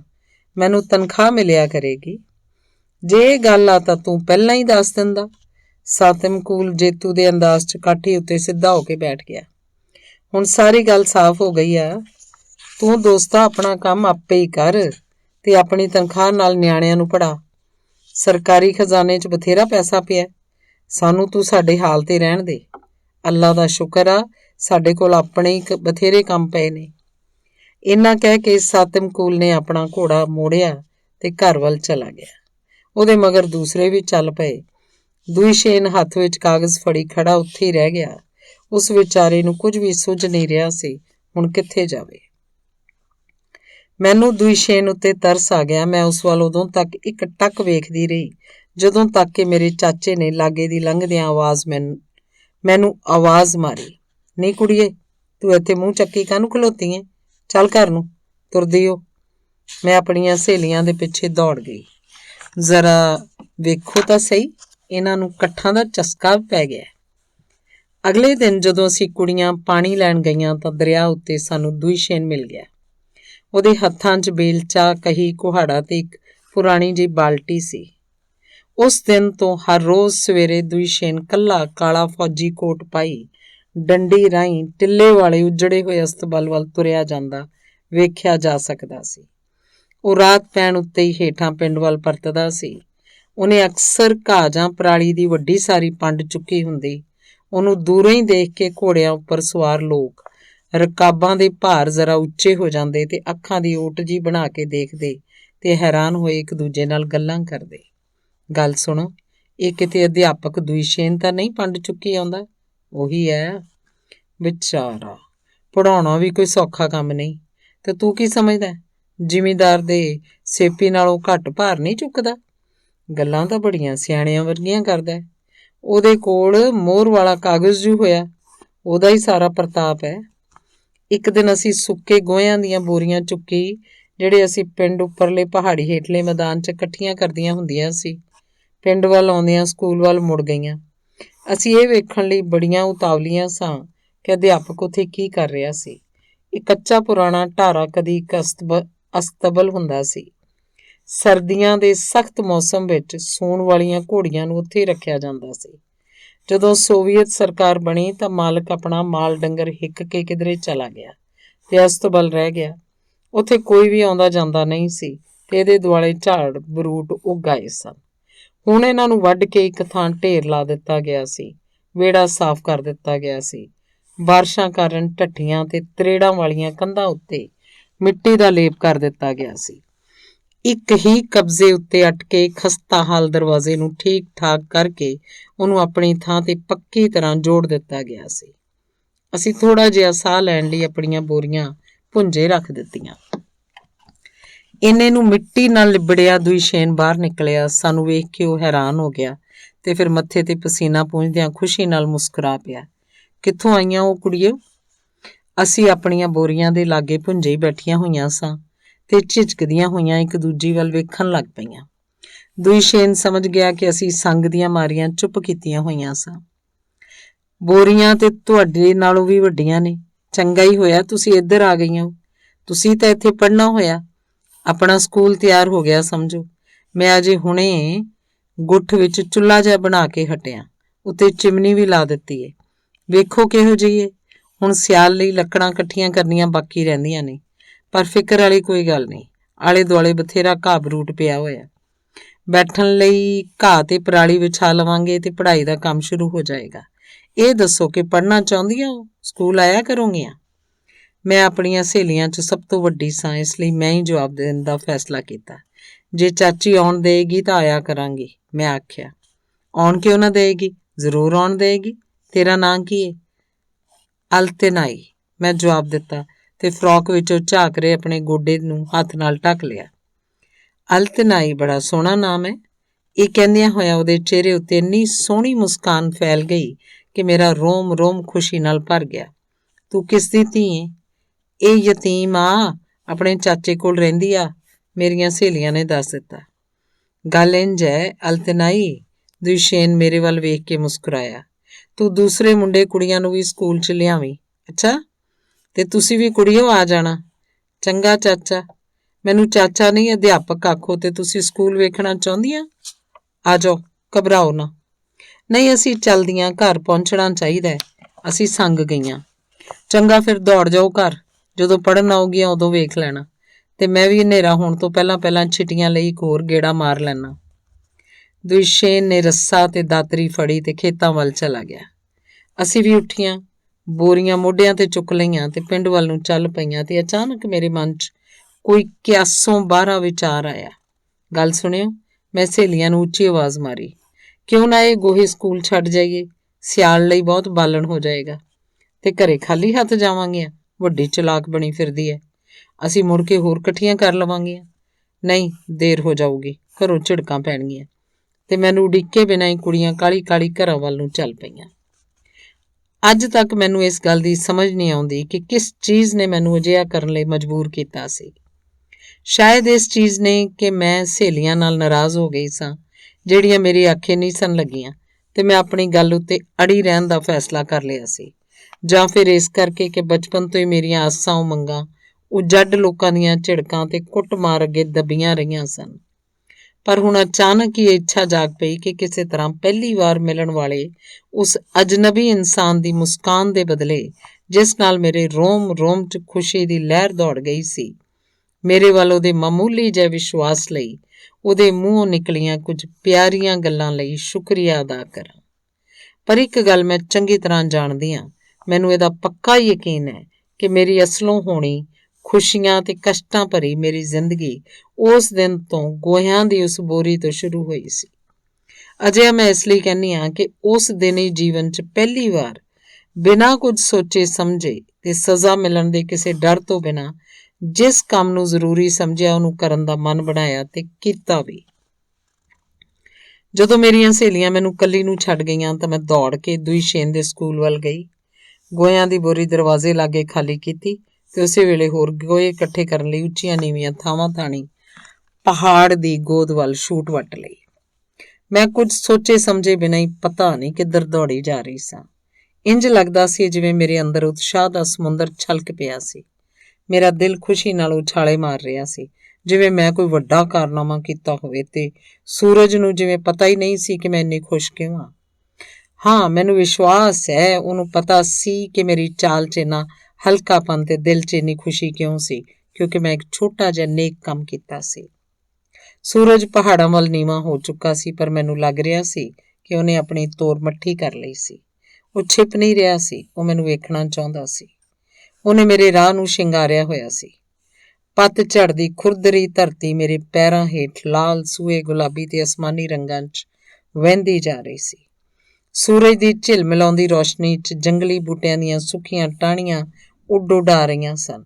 ਉਸ ਥਾਂ ਉੱਤੇ ਟਾਕੀਆਂ ਲੱਗੀ ਮੇਰੀ ਜੈਕਟ ਉੱਤੇ ਚਾਂਦੀ ਦੀ ਝਾਲ ਵਾਲੇ ਬਟਨ ਅੱਗ ਵਾਂਗ ਚਮਕ ਰਹੇ ਸਨ। ਮੈਂ ਅੱਗੇ ਹੀ ਅੱਗੇ ਦੌੜੀ ਜਾ ਰਹੀ ਸਾਂ ਤੇ ਮਨ ਹੀ ਮਨ ਫੁੱਲੀ ਨਹੀਂ ਸਮਾ ਰਹੀ ਸਾਂ। ਮੈਂ ਧਰਤੀ, ਅਸਮਾਨ ਤੇ ਹਵਾ ਨੂੰ ਸੰਬੋਧਨ ਕਰ ਰਹੀ ਸਾਂ। ਮੇਰੇ ਵੱਲ ਵੇਖੋ, ਵੇਖੋ ਮੈਨੂੰ ਕਿੰਨਾ ਮਾਣ ਏ। ਮੈਂ ਪੜ੍ਹਾਂਗੀ, ਮੈਂ ਸਕੂਲ ਜਾਵਾਂਗੀ ਤੇ ਆਪਣੀਆਂ ਸਹੇਲੀਆਂ ਨੂੰ ਵੀ ਲੈ ਕੇ ਜਾਵਾਂਗੀ। ਮੈਨੂੰ ਪਤਾ ਨਹੀਂ ਮੈਂ ਕਦ ਤੱਕ ਇਸੇ ਤਰ੍ਹਾਂ ਦੌੜਦੀ ਗਈ ਸਾਂ, ਪਰ ਅਚਾਨਕ ਮੈਨੂੰ ਚੇਤਾ ਆਇਆ ਕਿ ਗੋਹੇ ਤਾਂ ਅਜੇ ਇਕੱਠੇ ਕਰਨੇ ਸਨ। ਪਰ ਬੜੀ ਅਜੀਬ ਗੱਲ ਇਹ ਹੋਈ ਕਿ ਇੱਥੇ ਸਾਰੀਆਂ ਗਰਮੀਆਂ ਇੰਨੇ ਪਸ਼ੂ ਚਰਦੇ ਰਹਿੰਦੇ ਸਨ, ਇੰਨੇ ਗੋਹੇ ਹੋਇਆ ਕਰਦੇ ਸਨ, ਪਰ ਹੁਣ ਜਿਵੇਂ ਉਹਨਾਂ ਨੂੰ ਧਰਤੀ ਨਿਗਲ ਗਈ ਹੋਵੇ। ਤੇ ਕੀ ਪਤਾ ਮੈਂ ਉਹਨਾਂ ਨੂੰ ਭਾਲ ਹੀ ਨਹੀਂ ਰਹੀ ਸੀ। ਮੈਂ ਕਦੀ ਇਸ ਥਾਂ ਤੇ ਕਦੀ ਉਸ ਥਾਂ ਜਾਂਦੀ ਤੇ ਜਿਉਂ-ਜਿਉਂ ਅੱਗੇ ਵੱਧਦੀ ਜਾ ਰਹੀ ਸੀ ਤਿਉਂ-ਤਿਉਂ ਗੋਹੇ ਵੀ ਘੱਟ ਨਜ਼ਰ ਆ ਰਹੇ ਸਨ। ਜਦ ਮੈਂ ਸੋਚਿਆ ਕਿ ਸੂਰਜ ਡੁੱਬਣ ਤੋਂ ਪਹਿਲਾਂ ਗੋਹਿਆਂ ਦੀ ਬੋਰੀ ਨਹੀਂ ਭਰ ਸਕਣੀ ਤਾਂ ਮੈਂ ਡਰ ਗਈ। ਮੈਂ ਕਾਹਲੀ ਕਦੀ ਇੱਕ ਬੂਟੇ ਕਦੀ ਦੂਜੇ ਬੂਟੇ ਵੱਲ ਦੌੜਨ ਲੱਗੀ। ਕਿਸੇ ਨਾ ਕਿਸੇ ਤਰ੍ਹਾਂ ਮੈਂ ਅੱਧੀ ਬੋਰੀ ਭਰ ਲਈ। ਇੰਨੇ ਨੂੰ ਸੂਰਜ ਡੁੱਬ ਗਿਆ। ਖੱਡਾਂ ਵਿੱਚ ਹਨੇਰਾ ਛੇਤੀ ਸੰਘਣਾ ਹੋਣ ਲੱਗਾ। ਪਹਿਲਾਂ ਮੈਂ ਕਦੀ ਵੀ ਇੰਨੀ ਹਨੇਰੇ ਤੱਕ ਇਕੱਲੀ ਬਾਹਰ ਨਹੀਂ ਰਹੀ ਸਾਂ। ਸੁੰਨੇ ਤੇ ਖਾਮੋਸ਼ ਪਹਾੜਾਂ ਨੂੰ ਰਾਤ ਦੀ ਕਾਲੀ ਚਾਦਰ ਨੇ ਢੱਕ ਲਿਆ ਸੀ। ਡਰ ਨਾਲ ਮੈਨੂੰ ਆਪਣੇ ਆਪ ਦਾ ਵੀ ਖਿਆਲ ਨਾ ਰਿਹਾ। ਮੈਂ ਬੋਰੀ ਆਪਣੇ ਮੋਢੇ ਤੇ ਸੁੱਟੀ, ਪਿੰਡ ਵੱਲ ਦੌੜਨ ਲੱਗੀ। ਮੈਨੂੰ ਬੜਾ ਡਰ ਲੱਗ ਰਿਹਾ ਸੀ। ਹੋ ਸਕਦਾ ਸੀ ਕਿ ਮੇਰੀਆਂ ਚੀਕਾਂ ਨਿਕਲ ਜਾਂਦੀਆਂ, ਮੈਂ ਰੋਣ ਲੱਗ ਪੈਂਦੀ, ਪਰ ਇੱਕ ਅਨੋਖਾ ਖਿਆਲ ਮੈਨੂੰ ਅਜਿਹਾ ਕਰਨ ਤੋਂ ਰੋਕ ਰਿਹਾ ਸੀ ਕਿ ਜੇ ਅਧਿਆਪਕ ਦੁਸ਼ੀਨ ਨੇ ਮੈਨੂੰ ਇਸ ਬੇਵਸੀ ਦੀ ਹਾਲਤ ਵਿੱਚ ਵੇਖ ਲਿਆ ਤਾਂ ਕੀ ਕਹੇਗਾ। ਮੈਂ ਵੀ ਹੌਸਲਾ ਕੀਤਾ, ਇੱਕ ਵਾਰ ਵੀ ਪਿੱਛੇ ਮੁੜ ਕੇ ਨਾ ਵੇਖਿਆ। ਮੈਨੂੰ ਇੰਜ ਲੱਗ ਰਿਹਾ ਸੀ ਕਿ ਅਧਿਆਪਕ ਮੇਰੇ ਵੱਲ ਵੇਖ ਰਿਹਾ ਸੀ।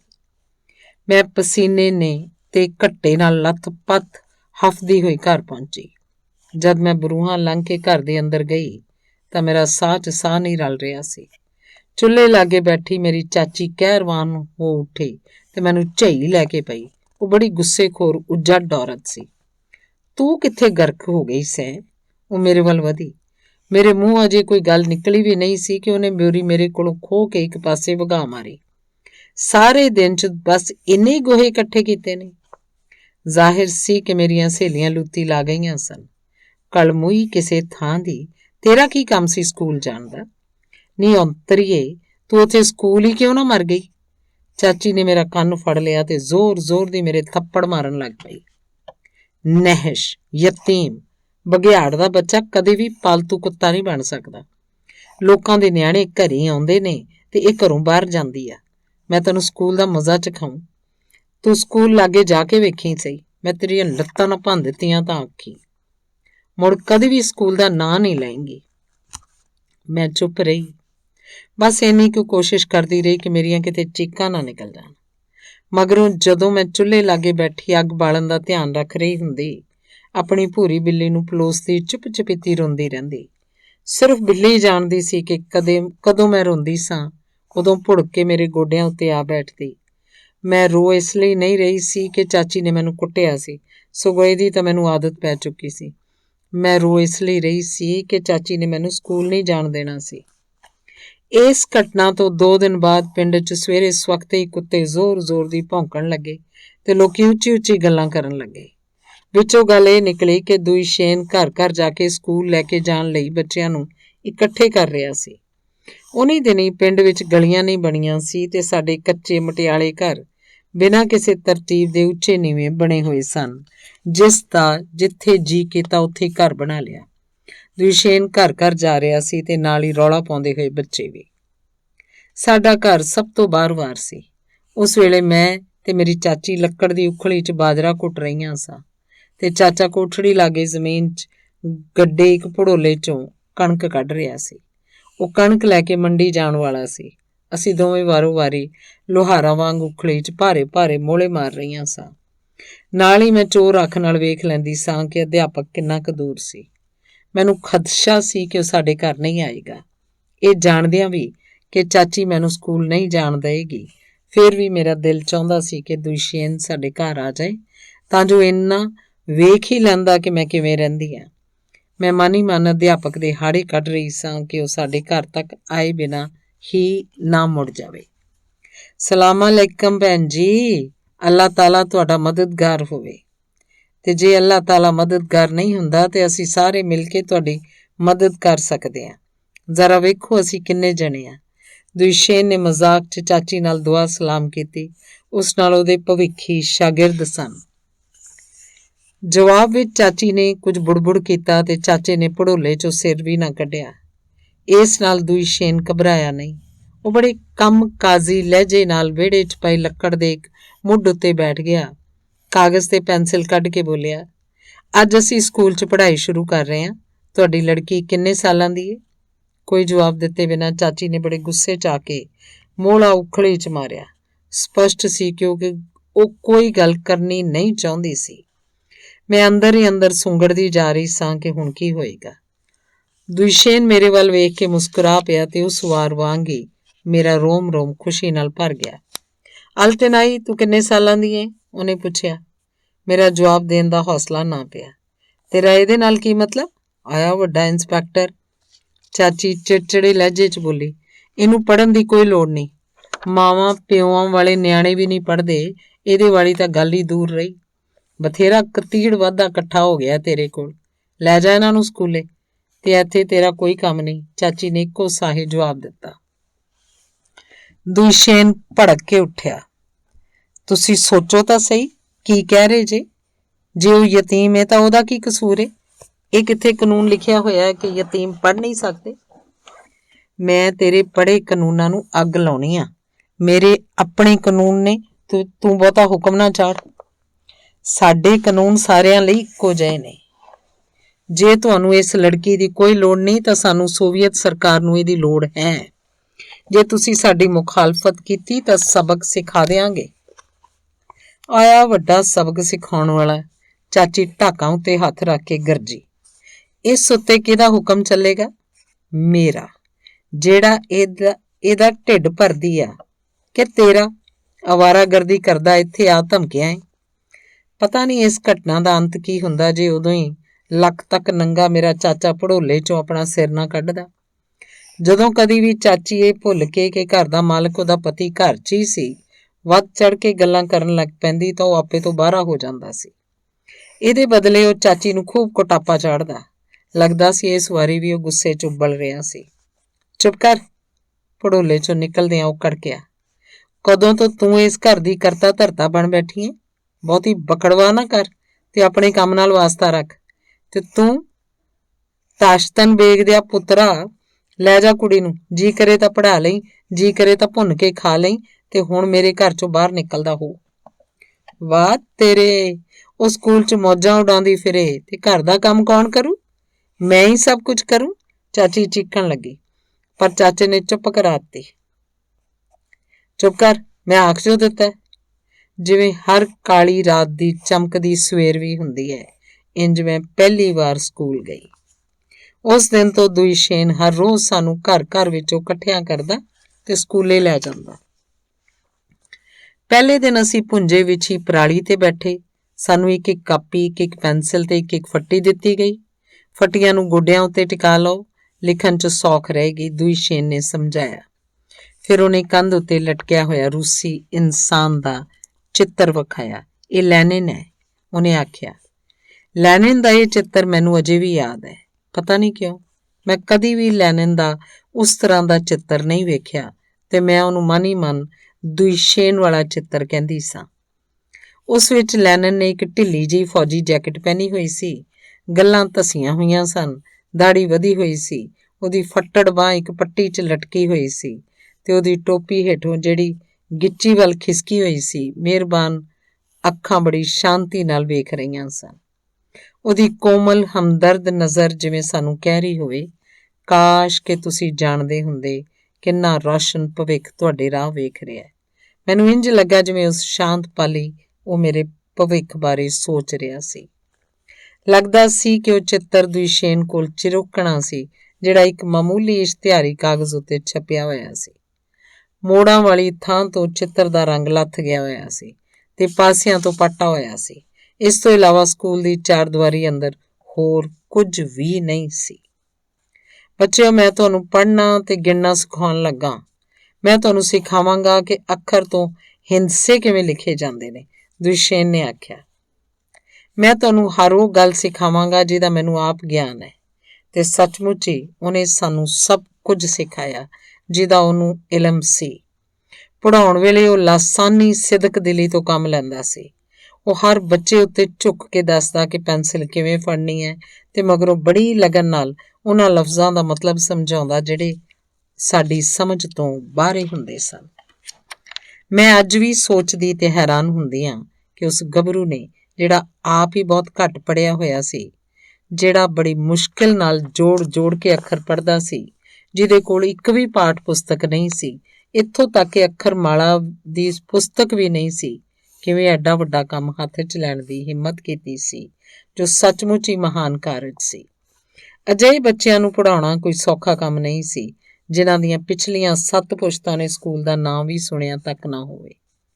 ਇਸ ਤੋਂ ਇਲਾਵਾ ਦੁਇਸ਼ੇਨ ਨੂੰ ਸਿਲੇਬਸ ਨੂੰ ਅਧਿਆਪਨ ਵਿਧੀ ਦੀ ਕੋਈ ਜਾਣਕਾਰੀ ਨਹੀਂ ਸੀ, ਇੱਥੋਂ ਤੱਕ ਕਿ ਉਹ ਅਜਿਹੀਆਂ ਚੀਜ਼ਾਂ ਦੀ ਹੋਂਦ ਤੋਂ ਵੀ ਅਣਜਾਣ ਸੀ। ਦੁਇਸ਼ੇਨ ਸਾਨੂੰ ਆਪਣੀ ਸਮਝ, ਆਪਣੀ ਸਮਰੱਥਾ ਅਨੁਸਾਰ ਜਿਵੇਂ ਪੜ੍ਹਾ ਸਕਦਾ ਸੀ ਪੜ੍ਹਾਇਆ ਕਰਦਾ ਸੀ, ਪਰ ਮੈਨੂੰ ਪੂਰਾ ਯਕੀਨ ਹੈ ਕਿ ਉਹਦਾ ਸ਼ਾਗਿਰਦ, ਉਹਦਾ ਸੁਹਿਰਦ ਉਤਸ਼ਾਹ, ਉਹਦਾ ਜੋਸ਼ ਜਿਸ ਨਾਲ ਉਹਨੇ ਸਾਨੂੰ ਪੜ੍ਹਾਉਣ ਦਾ ਬੀੜਾ ਚੁੱਕਿਆ ਸੀ, ਉਹ ਅਜਾਈਂ ਨਹੀਂ ਗਿਆ। ਉਹਨੇ ਅਣਜਾਣੇ ਇੱਕ ਕਾਰਨਾਮਾ ਕਰ ਵਿਖਾਇਆ ਸੀ। ਹਾਂ, ਉਹ ਇੱਕ ਕਾਰਨਾਮਾ ਸੀ, ਕਿਉਂਕਿ ਉਨੀ ਦਿਨੀ ਸਾਡੇ ਕਿਰਗੀਜ਼ ਬੱਚਿਆਂ ਸਾਹਮਣੇ, ਜਿਹੜੇ ਆਪਣੇ ਪਿੰਡ ਵਿੱਚੋਂ ਕਦੇ ਬਾਹਰ ਨਹੀਂ ਨਿਕਲਦੇ ਸਨ, ਉਸ ਸਕੂਲ ਦੀ ਬਦੌਲਤ ਜੇ ਉਸ ਕੱਚੇ ਢਾਰੇ ਨੂੰ ਸਕੂਲ ਆਖਿਆ ਜਾ ਸਕਦਾ ਹੈ, ਜਿਹਦੀਆਂ ਚੌੜੀਆਂ ਝੀਥਾਂ ਵਿੱਚੋਂ ਦੀ ਪਹਾੜਾਂ ਦੀਆਂ ਬਰਫੀਲੀਆਂ ਸਿਖਰਾਂ ਨਜ਼ਰ ਆਇਆ ਕਰਦੀਆਂ ਸਨ, ਉਸ ਕੱਚੀ ਕੋਠੜੀ ਦੀ ਬਦੌਲਤ ਇੱਕ ਨਵੀਂ ਦੁਨੀਆ ਦਾ ਨਕਸ਼ਾ ਬੱਝ ਗਿਆ, ਜਿਸ ਬਾਰੇ ਅਸੀਂ ਪਹਿਲਾਂ ਕਦੇ ਵੀ ਸੁਣਿਆ ਨਹੀਂ ਸੀ ਤੇ ਜਿਸ ਨੂੰ ਨਾ ਹੀ ਵੇਖਿਆ ਸੀ। ਉਦੋਂ ਹੀ ਸਾਨੂੰ ਇਹ ਗਿਆਨ ਹੋਇਆ ਕਿ ਮਾਸਕੋ ਸ਼ਹਿਰ, ਜਿਸ ਵਿੱਚ ਲੈਨਿਨ ਰਹਿੰਦਾ ਸੀ। ਆਯੂਲੀਏਤਾ ਨਾਲੋਂ ਇੱਥੋਂ ਤੱਕ ਕਿ ਤਾਸ਼ਕੰਦ ਨਾਲੋਂ ਵੀ ਕਈ ਗੁਣਾ ਵੱਡਾ ਹੈ। ਦੁਨੀਆ ਵਿੱਚ ਵੱਡੇ ਵੱਡੇ ਸਮੁੰਦਰ ਹਨ ਤੇ ਇਹ ਕਿ ਸਮੁੰਦਰਾਂ ਵਿੱਚ ਪਹਾੜਾਂ ਜਿੱਡੇ ਜਿੱਡੇ ਜਹਾਜ਼ ਤਰਦੇ ਹਨ। ਸਾਨੂੰ ਇਹ ਵੀ ਪਤਾ ਲੱਗਾ ਕਿ ਮਿੱਟੀ ਦਾ ਤੇਲ ਜਿਹੜਾ ਅਸੀਂ ਬਾਜ਼ਾਰ 'ਚੋਂ ਖਰੀਦਿਆ ਕਰਦੇ ਸਾਂ ਧਰਤੀ ਹੇਠੋਂ ਨਿਕਲਦਾ ਹੈ। ਸਾਨੂੰ ਉਦੋਂ ਹੀ ਪੱਕਾ ਯਕੀਨ ਹੋ ਗਿਆ ਸੀ ਕਿ ਜਦੋਂ ਲੋਕ ਹੋਰ ਅਮੀਰ ਹੋ ਜਾਣਗੇ ਤਾਂ ਵੱਡੀਆਂ ਵੱਡੀਆਂ ਬਾਰੀਆਂ ਵਾਲੀ ਵੱਡੀ ਚਿੱਟੀ ਇਮਾਰਤ ਵਿੱਚ ਜਮਾਤਾਂ ਲੱਗਿਆ ਕਰਨਗੀਆਂ ਤੇ ਵਿਦਿਆਰਥੀ ਕੁਰਸੀਆਂ ਮੇਜ਼ਾਂ ਉੱਤੇ ਬੈਠਿਆ ਕਰਨਗੇ। ਦੁਇਸ਼ੇਨ ਦੀਆਂ ਗੱਲਾਂ ਸੁਣਦਿਆਂ ਸੁਣਦਿਆਂ ਅਸੀਂ ਮਹਿਸੂਸ ਕਰਦੇ ਕਿ ਅਸੀਂ ਵੀ ਉਸ ਨਾਲ ਮਿਲ ਕੇ ਮੋਰਚੇ ਉੱਤੇ ਚਿੱਟੀਆਂ ਗਾਰਦਾਂ ਵਿਰੁੱਧ ਜੂਝ ਰਹੇ ਸਾਂ ਤੇ ਲੈਨਿਨ ਦੀਆਂ ਗੱਲਾਂ ਉਹ ਇੰਨੇ ਉਤਸ਼ਾਹ ਨਾਲ ਸੁਣਾਉਂਦਾ ਜਿਵੇਂ ਆਪ ਲੈਨਿਨ ਨੂੰ ਵੇਖ ਰਿਹਾ ਹੋਵੇ। ਮੇਰੀ ਹੁਣ ਦੀ ਸਮਝ ਮੁਤਾਬਕ ਜੋ ਕੁਝ ਦੁਇਸ਼ੇਨ ਸਾਨੂੰ ਸੁਣਾਇਆ ਕਰਦਾ ਸੀ ਉਹ ਮਹਾਨ ਆਗੂ ਬਾਰੇ ਲੋਕ ਕਹਾਣੀਆਂ ਉੱਤੇ ਆਧਾਰਿਤ ਸੀ, ਪਰ ਸਾਡੇ ਵਾਸਤੇ ਦੁਇਸ਼ੇਨ ਦੇ ਸ਼ਾਗਿਰਦ ਵਾਸਤੇ ਇਹ ਸਭ ਕੁਝ ਵੱਧ ਦੁੱਧ ਵਰਗਾ ਸੁੱਚਾ ਸੱਚ ਸੀ। ਇੱਕ ਵਾਰ ਅਸੀਂ ਬਿਨਾਂ ਕਿਸੇ ਲੁਕਵੇਂ ਮਤਲਬ ਦੇ ਪੁੱਛ ਲਿਆ, ਮਾਸਟਰ ਜੀ ਤੁਸੀਂ ਲੈਨਿਨ ਨਾਲ ਕਦੇ ਹੱਥ ਮਿਲਾਇਆ? ਤਦ ਸਾਡੇ ਅਧਿਆਪਕ ਨੇ ਸਿਰ ਫੇਰਿਆ ਤੇ ਆਖਿਆ, ਨਹੀਂ ਬੱਚਿਓ, ਮੈਂ ਲੈਨਿਨ ਨੂੰ ਕਦੀ ਮਿਲਿਆ ਨਹੀਂ।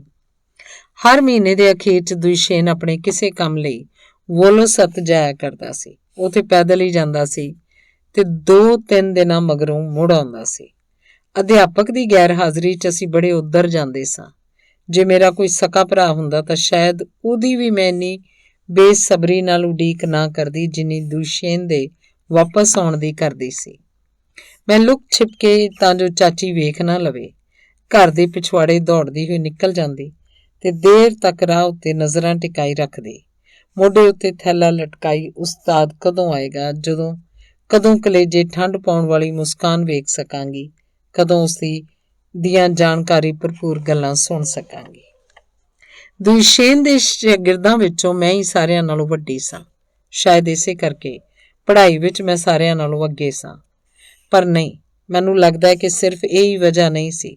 ਅਧਿਆਪਕ ਦਾ ਸਿਖਾਇਆ ਹਰ ਸ਼ਬਦ, ਹਰ ਅੱਖਰ, ਸਭ ਕੁਝ ਮੇਰੇ ਲਈ ਪਵਿੱਤਰ ਸੀ ਤੇ ਮੇਰੇ ਵਾਸਤੇ ਦੁਨੀਆ ਦੀ ਹੋਰ ਕੋਈ ਵੀ ਗੱਲ ਅਧਿਆਪਕ ਵੱਲੋਂ ਦਿੱਤੀ ਜਾਂਦੀ ਸਿੱਖਿਆ ਨੂੰ ਸਮਝਣ ਨਾਲੋਂ ਵਧੇਰੇ ਅਹਿਮ ਨਹੀਂ ਸੀ। ਮੈਂ ਉਹ ਕਾਪੀ ਹੁਣ ਤੱਕ ਸੰਭਾਲ ਕੇ ਰੱਖੀ ਹੋਈ ਹੈ ਜਿਹੜੀ ਉਹਨੇ ਮੈਨੂੰ ਦਿੱਤੀ ਸੀ। ਇਸ ਵਾਸਤੇ ਮੈਂ ਦਾਤਰੀ ਦੀ ਨੋਕ ਨਾਲ ਜ਼ਮੀਨ ਉੱਤੇ ਅੱਖਰ ਲਿਖਦੀ, ਕੋਲੇ ਨਾਲ ਕੰਧਾਂ ਉੱਤੇ ਜਾਂ ਰਸਤੇ ਦੇ ਘੱਟੇ ਉੱਤੇ ਲਿਖਦੀ ਸਾਂ। ਦੁਨੀਆ ਭਰ ਵਿੱਚ ਮੇਰੇ ਵਾਸਤੇ ਦੁਇਸ਼ੇਨ ਨਾਲੋਂ ਵੱਧ ਸਿਆਣਾ ਤੇ ਵਿਦਵਾਨ ਹੋਰ ਕੋਈ ਨਹੀਂ ਸੀ। ਸਿਆਲ ਆਉਣ ਵਾਲਾ ਸੀ। ਪਹਿਲੀ ਬਰਫ਼ ਪੈਣ ਤੱਕ ਅਸੀਂ ਹੇਠਾਂ ਵਹਿੰਦੇ ਪਹਾੜੀ ਦਰਿਆ ਵਿੱਚੋਂ ਦੀ ਲੰਘ ਕੇ ਸਕੂਲ ਜਾਂਦੇ ਸਾਂ, ਪਰ ਬਾਅਦ 'ਚ ਅਸਹਿ ਹੋ ਗਿਆ। ਬਰਫੀਲਾ ਪਾਣੀ ਲੱਤਾਂ ਸੁੰਨ ਕਰ ਜਾਂਦਾ ਸੀ। ਛੋਟੇ ਮੁੰਡਿਆਂ ਨੂੰ ਤਾਂ ਖਾਸ ਕਰਕੇ ਬੜੀ ਤਕਲੀਫ ਹੁੰਦੀ ਸੀ। ਉਹਨਾਂ ਦੀਆਂ ਅੱਖਾਂ ਵਿੱਚ ਤਾਂ ਅੱਥਰੂ ਵੀ ਭਰ ਆਉਂਦੇ। ਤਦ ਦੁਇਸ਼ੇਨ ਬੱਚਿਆਂ ਨੂੰ ਚੁੱਕ ਕੇ ਦਰਿਆ ਲੰਘਾਉਣ ਲੱਗ ਪਿਆ। ਕਿਸੇ ਨੂੰ ਮੋਢਿਆਂ ਤੋਂ ਹੀ ਬਿਠਾ ਲੈਂਦਾ, ਕਿਸੇ ਨੂੰ ਬਾਹਾਂ 'ਚ ਲੈ ਲੈਂਦਾ ਤੇ ਇੰਜ ਵਾਰੀ-ਵਾਰੀ ਸਾਰੇ ਸ਼ਾਗਿਰਦਾਂ ਨੂੰ ਲੰਘਾ ਲੈਂਦਾ। ਹੁਣ ਜਦੋਂ ਮੈਨੂੰ ਉਹਨਾਂ ਦਿਨਾਂ ਦੀ ਯਾਦ ਆਉਂਦੀ ਹੈ ਤੇ ਮੈਨੂੰ ਯਕੀਨ ਨਹੀਂ ਹੁੰਦਾ ਕਿ ਸਭ ਕੁਝ ਇਸ ਤਰ੍ਹਾਂ ਹੀ ਹੋਇਆ ਸੀ। ਪਰ ਉਦੋਂ ਲੋਕ ਆਪਣੇ ਜ਼ਾਹਲਪੁਣੇ ਜਾਂ ਬੇਸਮਝੀ ਵਸ ਦੁਇਸ਼ੇਨ ਦਾ ਮਜ਼ਾਕ ਉਡਾਇਆ ਕਰਦੇ ਸਨ, ਖਾਸ ਕਰਕੇ ਅਮੀਰ ਲੋਕ ਜਿਹੜੇ ਸਿਆਲ ਵਿੱਚ ਵੀ ਪਹਾੜਾਂ ਉੱਤੇ ਹੀ ਰਹਿੰਦੇ ਸਨ ਤੇ ਹੇਠਾਂ ਆਟਾ ਪਿਸਾਉਣ ਲਈ ਹੀ ਚੱਕੀ ਤੇ ਆਇਆ ਕਰਦੇ ਸਨ। ਕਿੰਨੀ ਹੀ ਦੇਰ ਜਦੋਂ ਅਸੀਂ ਦਰਿਆ ਪਾਰ ਕਰ ਰਹੇ ਹੁੰਦੇ ਸਾਂ, ਉਹ ਲੋਕ ਲਾਲ ਲੂੰਮੜੀ ਦੀ ਖੱਲ ਦੀਆਂ ਟੋਪੀਆਂ, ਭੇਡ ਦੀ ਖੱਲ ਦੇ ਵਧੀਆ ਕੋਟ ਪਾਈ, ਚੰਗੇ ਪਲੇ ਤੇ ਅਥਰੇ ਘੋੜਿਆਂ ਉੱਤੇ ਚੜੇ ਹੋਏ ਸਾਡੇ ਬਰਾਬਰ ਆ ਜਾਂਦੇ। ਹੈਰਾਨੀ 'ਚ ਅੱਖਾਂ ਪਾੜ-ਪਾੜ ਕੇ ਦੁਇਸ਼ੇਨ ਵੱਲ ਵੇਖਦੇ, ਫਿਰ ਠਹਾਕਾ ਮਾਰ ਕੇ ਹੱਸ ਪੈਂਦੇ, ਇੱਕ ਦੂਜੇ ਨੂੰ ਮਸ਼ਕੂਲੇ ਕਰਦੇ। ਵੇਖੋ ਤਾਂ ਸਹੀ, ਇੱਕ ਜਣੇ ਨੂੰ ਮੋਢੇ ਤੇ ਬਿਠਾਇਆ ਹੋਇਆ ਤੇ ਦੂਜੇ ਨੂੰ ਬਾਹਾਂ 'ਚ ਲਿਆ ਹੋਇਆ। ਫਿਰ ਦੂਜਾ ਜਣਾ ਫਰਾਟੇ ਮਾਰਦੇ ਘੋੜੇ ਨੂੰ ਅੱਡੀ ਲਾਉਂਦਾ ਕਹਿੰਦਾ, ਮੈਂ ਵੀ ਉੱਲੂ ਬੈਠਾ ਰਿਹਾ, ਮੇਰਾ ਧਿਆਨ ਕਿਉਂ ਨਾ ਗਿਆ? ਇਹਨੂੰ ਬਣਾਉਣਾ ਚਾਹੀਦਾ ਸੀ ਆਪਣੀ ਦੂਜੀ ਰੰਨ।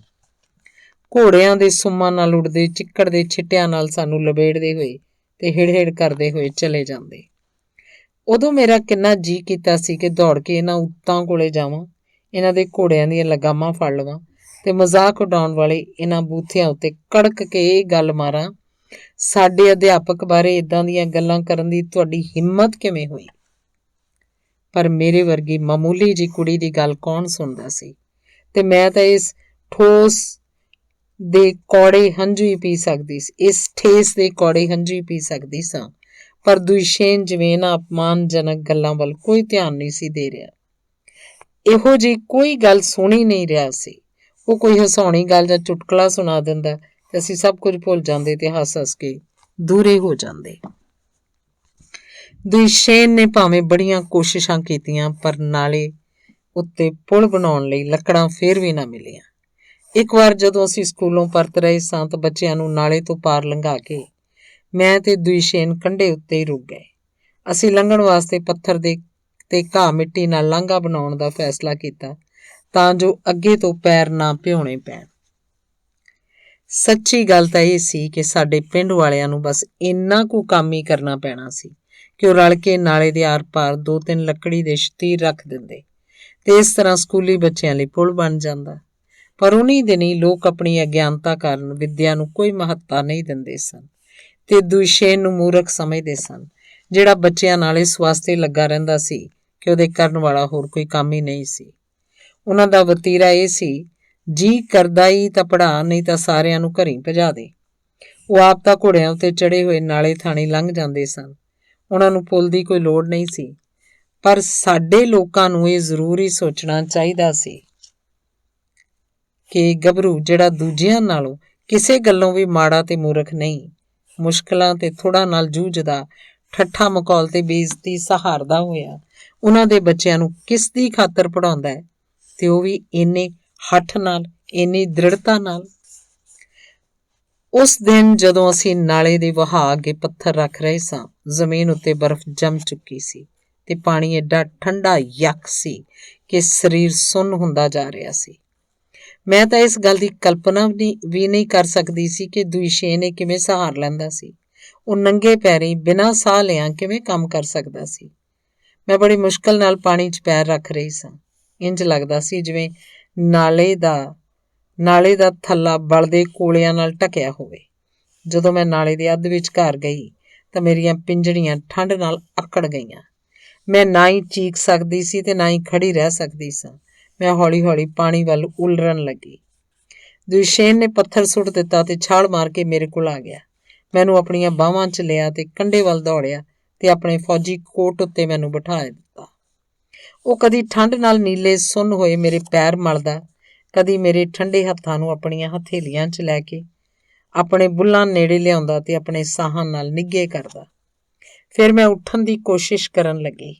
ਨਹੀਂ, ਅਲਤਨਾਈ, ਇਹਦੀ ਕੋਈ ਲੋੜ ਨਹੀਂ, ਤੂੰ ਇੱਥੇ ਹੀ ਬੈਠੀ ਰਹਿ ਤੇ ਨਿੱਘੀ ਹੋ ਲੈ। ਦੁਸ਼ੇਨ ਨੇ ਆਖਿਆ। ਮੈਂ ਆਪ ਹੀ ਇਹ ਕੰਮ ਨਿਬੇੜ ਲਵਾਂਗਾ। ਆਖਿਰਕਾਰ ਜਦੋਂ ਪੱਥਰ ਲੱਗ ਗਏ ਤੇ ਲਾਂਘਾ ਤਿਆਰ ਹੋ ਗਿਆ ਤਾਂ ਬੂਟ ਪਾਉਂਦੇ ਹੋਏ ਦੁਸ਼ੇਨ ਨੇ ਮੇਰੇ ਵੱਲ ਵੇਖਿਆ। ਮੈਂ ਬੇਹੱਦ ਕੁੰਗੜੀ ਤੇ ਠਰੀ ਹੋਈ ਬੈਠੀ ਸੀ। ਉਹ ਮੁਸਕਰਾਇਆ। ਕਿਉਂ, ਮੇਰੀ ਮਦਦਗਾਰ ਨਿੱਘ ਆਇਆ? ਕੋਟ ਨੂੰ ਚੰਗੀ ਤਰ੍ਹਾਂ ਵਲੇਟ ਲੈ, ਏਦਾਂ। ਫਿਰ ਉਹ ਥੋੜ੍ਹਾ ਜਿਹਾ ਚੁੱਪ ਰਹਿਣ ਮਗਰੋਂ ਬੋਲਿਆ, ਉਸ ਦਿਨ ਅਲਤਨਾਈ ਤੂੰ ਹੀ ਸਕੂਲ ਅੱਗੇ ਗੋਹੇ ਛੱਡ ਗਈ ਸੈਂ? ਉਹਦੇ ਬੁੱਲ੍ਹਾਂ ਤੇ ਹਲਕੀ ਜਿਹੀ ਮੁਸਕਾਨ ਖਿੜ ਉੱਠੀ।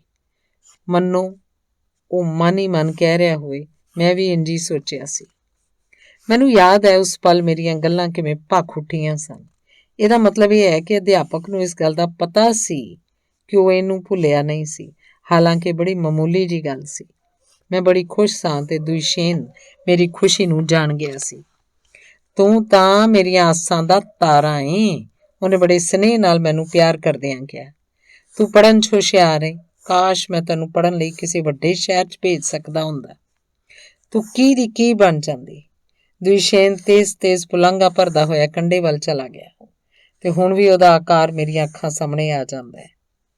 ਉਸ ਪਥਰੀਲੇ ਸ਼ੋਰ ਮਚਾਉਂਦੇ ਛੋਟੇ ਜਿਹੇ ਨਾਲੇ ਦੇ ਕੰਢੇ ਖਲੋਤਾ ਗਿੱਚੀ ਉੱਤੇ ਦੋਵੇਂ ਹੱਥ ਬੰਨ੍ਹ ਕੇ ਚਮਕਦੀਆਂ ਅੱਖਾਂ ਨਾਲ ਦੂਰ ਸਾਹਮਣੇ ਵੱਲ ਵੇਖਦਾ ਹੋਇਆ, ਜਿਵੇਂ ਜਿੱਥੇ ਹਵਾ ਚਿੱਟੇ ਬੱਦਲਾਂ ਨੂੰ ਪਹਾੜਾਂ ਉੱਤੇ ਉਡਾ ਕੇ ਲਈ ਜਾ ਰਹੀ ਸੀ। ਉਸ ਪਲ ਉਹ ਕੀ ਸੋਚ ਰਿਹਾ ਸੀ? ਹੋ ਸਕਦਾ ਹੈ ਕਿ ਸੱਚਮੁੱਚ ਹੀ ਉਹ ਆਪਣੇ ਸੁਪਨਿਆਂ 'ਚ ਮੈਨੂੰ ਪੜ੍ਹਨ ਵਾਸਤੇ ਕਿਸੇ ਵੱਡੇ ਸ਼ਹਿਰ ਭੇਜ ਰਿਹਾ ਸੀ। ਉਸ ਪਲ ਮੈਂ ਦੁਸ਼ੇਨ ਦੇ ਵੱਡੇ ਕੋਟ 'ਚ ਲਿਪਟੀ ਹੋਈ ਸੋਚ ਰਹੀ ਸਾਂ, ਕਿੰਨਾ ਚੰਗਾ ਹੁੰਦਾ ਜੇ ਅਧਿਆਪਕ ਮੇਰਾ ਸਕਾ ਭਰਾ ਹੁੰਦਾ।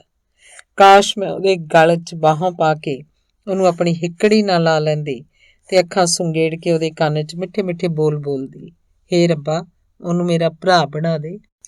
ਯਕੀਨਨ ਹੀ ਉਦੋਂ ਅਸੀਂ ਸਾਰੇ ਆਪਣੇ ਅਧਿਆਪਕ ਨਾਲ ਉਹਦੀ ਇਨਸਾਨੀਅਤ, ਉਹਦੇ ਨੇਕ ਇਰਾਦਿਆਂ ਤੇ ਸਾਡੇ ਭਵਿੱਖ ਬਾਰੇ ਉਹਦੇ ਸੁਪਨਿਆਂ ਲਈ ਮੋਹ ਕਰਦੇ ਸਾਂ। ਉਦੋਂ ਅਸੀਂ ਭਾਵੇਂ ਬੱਚੇ ਹੀ ਸਾਂ, ਫਿਰ ਵੀ ਮੇਰਾ ਖਿਆਲ ਹੈ ਕਿ ਅਸੀਂ ਇਸ ਗੱਲ ਨੂੰ ਚੰਗੀ ਤਰ੍ਹਾਂ ਸਮਝਦੇ ਸਾਂ। ਨਹੀਂ ਤਾਂ ਸਾਡੇ ਲਈ ਕਿਹੜੀ ਮਜਬੂਰੀ ਸੀ ਕਿ ਅਸੀਂ ਹਰ ਰੋਜ਼ ਇੰਨੀ ਦੂਰ ਜਾਂਦੇ, ਕਰੁੱਖੇ ਟਿੱਲੇ ਉੱਤੇ ਚੜ੍ਹਦੇ, ਬਰਫ਼ ਦੇ ਢੇਰਾਂ 'ਚ ਖੁੱਭਦੇ ਹੋਏ, ਹਫਦੇ ਹੋਏ, ਹਵਾ ਦੇ ਥਪੇੜੇ ਖਾਂਦੇ। ਅਸੀਂ ਆਪਣੀ ਮਰਜ਼ੀ ਨਾਲ ਸਕੂਲ ਜਾਂਦੇ ਸਾਂ। ਸਾਨੂੰ ਕਿਸੇ ਨੇ ਵੀ ਉੱਥੇ ਜਾਣ ਲਈ ਮਜਬੂਰ ਨਹੀਂ ਕੀਤਾ ਸੀ ਤੇ ਉਸ ਠੰਡੇ ਢਾਰੇ 'ਚ ਸੁੰਨ ਹੋਣ ਲਈ ਸਾਨੂੰ ਕੋਈ ਵੀ ਮਜਬੂਰ ਨਹੀਂ ਕਰ ਸਕਦਾ ਸੀ, ਜਿੱਥੇ ਸਾਡੇ ਸਾਹਾਂ ਦੀ ਹਵਾੜ ਬਰਫ਼ ਬਣ ਕੇ ਸਾਡੇ ਚਿਹਰਿਆਂ, ਹੱਥਾਂ ਤੇ ਕੱਪੜਿਆਂ ਤੇ ਜੰਮ ਜਾਂਦੀ। ਅਸੀਂ ਭੱਠੀ ਲਾਗੇ ਜਾ ਕੇ ਵਾਰੀ-ਵਾਰੀ ਅੱਗ ਸੇਕਣ ਦੀ ਖੁੱਲ੍ਹ ਹੀ ਲੈ ਸਕਦੇ ਸਾਂ, ਜਦ ਕਿ ਬਾਕੀ ਸਾਰੇ ਬੱਚੇ ਆਪੋ ਆਪਣੀ ਥਾਂ ਤੇ ਬੈਠੇ ਹੋਏ ਦੁਸ਼ੇਨ ਦੀਆਂ ਗੱਲਾਂ ਸੁਣਦੇ ਰਹਿੰਦੇ ਸਨ। ਇੰਝ ਹੀ ਇੱਕ ਦਿਨ, ਜਿਹੜਾ ਮੈਨੂੰ ਅੱਜ ਵੀ ਬੜੀ ਚੰਗੀ ਤਰ੍ਹਾਂ ਯਾਦ ਹੈ, ਕੜਾਕੇ ਦੀ ਠੰਡ ਪੈ ਰਹੀ ਸੀ। ਜਨਵਰੀ ਦੇ ਆਖਰੀ ਦਿਨ ਸਨ। ਦੁਸ਼ੇਨ ਨੇ ਹਮੇਸ਼ਾ ਵਾਂਗ ਸਾਨੂੰ ਘਰ-ਘਰ ਜਾ ਕੇ ਇਕੱਠਿਆਂ ਕੀਤਾ ਤੇ ਸਕੂਲ ਲੈ ਗਿਆ। ਉਹ ਚੁੱਪ ਗੁੜੁੱਪ ਸੀ। ਚਿਹਰੇ ਉੱਤੇ ਸਖਤੀ ਦੇ ਪ੍ਰਭਾਵ ਸੀ। ਉਹਦੇ ਭਰਵੱਟੇ ਬਾਜ ਦੇ ਖੰਭਾਂ ਵਾਂਗ ਵਧੇ ਹੋਏ ਸਨ। ਉਹਦਾ ਚਿਹਰਾ ਕਾਲੇ ਤਪੇ ਹੋਏ ਲੋਹੇ ਦਾ ਬਣਿਆ ਹੋਇਆ ਲੱਗਦਾ ਸੀ। ਅਸੀਂ ਆਪਣੇ ਅਧਿਆਪਕ ਨੂੰ ਪਹਿਲਾਂ ਕਦੀ ਇਸ ਹਾਲਤ 'ਚ ਨਹੀਂ ਵੇਖਿਆ। ਉਹਨੂੰ ਵੇਖ ਕੇ ਅਸੀਂ ਵੀ ਚੁੱਪ ਹੋ ਗਏ। ਅਸੀਂ ਮਹਿਸੂਸ ਕੀਤਾ ਕਿ ਕੋਈ ਮਾੜੀ ਗੱਲ ਵਾਪਰ ਗਈ ਸੀ। ਜਦੋਂ ਰਾਹ ਵਿੱਚ ਬਰਫ਼ ਦੇ ਵੱਡੇ ਵੱਡੇ ਢੇਰ ਆ ਜਾਂਦੇ ਸਨ ਤਾਂ ਦੁਸ਼ੇਨ ਆਮ ਤੌਰ ਤੇ ਆਪ ਅੱਗੇ ਜਾ ਕੇ ਰਾਹ ਪੱਧਰਾ ਕਰਦਾ ਸੀ। ਉਹਦੇ ਮਗਰ ਮੈਂ ਤੇ ਮੇਰੇ ਮਗਰ ਬਾਕੀ ਦੇ ਸਾਰੇ ਬੱਚੇ ਜਾਂਦੇ ਸਨ। ਇਸ ਵਾਰੀ ਵੀ ਜਦੋਂ ਅਸੀਂ ਟਿੱਲੇ ਦੇ ਲਾਗੇ ਪੁੱਜੇ ਤਾਂ ਦੁਸ਼ੇਨ ਅੱਗੇ ਵਧਿਆ। ਉੱਥੇ ਰਾਤ ਵੇਲੇ ਬਰਫ਼ ਦੇ ਵੱਡੇ ਵੱਡੇ ਢੇਰ ਲੱਗ ਗਏ ਸਨ। ਕਦੀ ਕਦੀ ਜਦੋਂ ਬੰਦੇ ਦੀ ਪਿੱਠ ਹੀ ਦਿਖਾਈ ਦਿੰਦੀ ਹੈ ਤੇ ਝਟ ਪਤਾ ਲੱਗ ਜਾਂਦਾ ਹੈ ਕਿ ਉਹਦੀ ਹਾਲਤ ਕੀ ਹੈ, ਉਹਦੇ ਦਿਲ ਉੱਤੇ ਕੀ ਬੀਤ ਰਹੀ ਹੁੰਦੀ ਹੈ। ਉਸ ਵੇਲੇ ਸਾਨੂੰ ਵੀ ਇਹ ਗੱਲ ਸਾਫ਼ ਸੀ ਕਿ ਅਧਿਆਪਕ ਬੜਾ ਦੁਖੀ ਸੀ। ਉਹ ਸਿਰ ਸੁੱਟੀ ਤੁਰਿਆ ਜਾ ਰਿਹਾ ਸੀ ਤੇ ਬੜੀ ਔਖਿਆਈ ਨਾਲ ਲੱਤਾਂ ਘਸੀਟ ਰਿਹਾ ਸੀ। ਮੈਨੂੰ ਅਜੇ ਵੀ ਯਾਦ ਹੈ ਕਿ ਮੇਰੀਆਂ ਅੱਖਾਂ ਸਾਹਮਣੇ ਅਸੀਂ ਇੱਕ ਦੂਜੇ ਦੇ ਪਿੱਛੇ ਹੋ ਕੇ ਪਹਾੜੀ ਉੱਤੇ ਚੜ੍ਹ ਰਹੇ ਸਾਂ। ਕਾਲੇ ਫੌਜੀ ਕੋਟ ਹੇਠਾਂ ਦੁਸ਼ੇਨ ਦਾ ਲੱਕ ਕੁੱਬਾ ਹੁੰਦਾ ਜਾ ਰਿਹਾ ਸੀ ਤੇ ਉਹਦੇ ਉੱਪਰ ਢਲਾਣ ਦੇ ਨਾਲ-ਨਾਲ ਊਠ ਦੀ ਪਿੱਠ ਵਰਗੇ ਬਰਫ਼ ਦੇ ਢੇਰ ਸਨ। ਤੇਜ਼ ਹਵਾ ਉਹਨਾਂ ਉੱਤੇ ਬਰਫ਼ ਦੀ ਪਤਲੀ ਪਰਤ ਨੂੰ ਉਡਾਈ ਜਾ ਰਹੀ ਸੀ ਤੇ ਉਸ ਤੋਂ ਵੀ ਉੱਪਰ ਚਿੱਟੇ ਧੁੰਦਲੇ ਅਸਮਾਨ 'ਚ ਇੱਕ ਕਾਲਾ ਬੱਦਲ ਇਕੱਲਾ ਹੀ ਮੰਡਰਾ ਰਿਹਾ ਸੀ। ਜਦੋਂ ਅਸੀਂ ਸਕੂਲ ਪਹੁੰਚ ਗਏ ਤਾਂ ਦੁਸ਼ੇਨ ਨੇ ਅੰਗੀਠੀ ਨਾ ਬਾਲੀ। ਖੜੇ ਹੋ ਜਾਓ, ਉਹਨੇ ਹੁਕਮ ਦਿੱਤਾ। ਅਸੀਂ ਖੜੇ ਹੋ ਗਏ। ਸਿਰਾਂ ਤੋਂ ਟੋਪੀਆਂ ਲਾਓ। ਅਸੀਂ ਆਗਿਆਕਾਰਾਂ ਵਾਂਗ ਟੋਪੀਆਂ ਲਾਈਆਂ ਤੇ ਉਹਨੇ ਵੀ ਆਪਣੇ ਸਿਰ ਤੋਂ ਲਾਲ ਫੌਜ ਵਾਲੀ ਟੋਪੀ ਲਾਈ। ਸਾਨੂੰ ਸਮਝ ਨਹੀਂ ਆ ਰਹੀ ਸੀ ਕਿ ਵਿੱਚੋਂ ਗੱਲ ਕੀ ਹੈ। ਤਦ ਅਧਿਆਪਕ ਨੇ ਕੰਬਦੀ ਥਿਰਕਦੀ ਆਵਾਜ਼ 'ਚ ਕਿਹਾ, ਲੈਨਿਨ ਦਾ ਦੇਹਾਂਤ ਹੋ ਗਿਆ। ਦੁਨੀਆ ਭਰ ਦੇ ਲੋਕ ਇਸ ਵੇਲੇ ਸੋਗ ਮਨਾ ਰਹੇ ਨੇ। ਤੁਸੀਂ ਵੀ ਆਪਣੀ ਥਾਂ ਤੇ ਖੜੇ ਹੋ ਜਾਓ ਤੇ ਚੁੱਪ ਰਹੋ। ਇੱਧਰ ਇਸ ਤਸਵੀਰ ਵੱਲ ਵੇਖੋ। ਇਹ ਦਿਨ ਤੁਹਾਨੂੰ ਸਦਾ ਯਾਦ ਰਹੇ। ਸਾਡੇ ਸਕੂਲ 'ਚ ਇੰਨੀ ਖਾਮੋਸ਼ੀ ਛਾ ਗਈ ਮਾਨੋ ਉਹ ਬਰਫ਼ ਦੀ ਢਿੱਗ ਹੇਠ ਦੱਬਿਆ ਗਿਆ ਹੋਵੇ। ਸਾਨੂੰ ਸਾਫ਼ ਸੁਣਾਈ ਦੇ ਰਿਹਾ ਸੀ ਕਿ ਹਵਾ ਕਿਸ ਤਰ੍ਹਾਂ ਕੰਧਾਂ ਦੀਆਂ ਝੀਥਾਂ ਥਾਣੀ ਅੰਦਰ ਆ ਰਹੀ ਸੀ, ਕਿਸ ਤਰ੍ਹਾਂ ਬਰਫ਼ ਦੇ ਕਿਣਕੇ ਪਰਾਲੀ ਉੱਤੇ ਡਿੱਗਦੇ ਹੋਏ ਸਰਸਰ ਕਰ ਰਹੇ ਸਨ।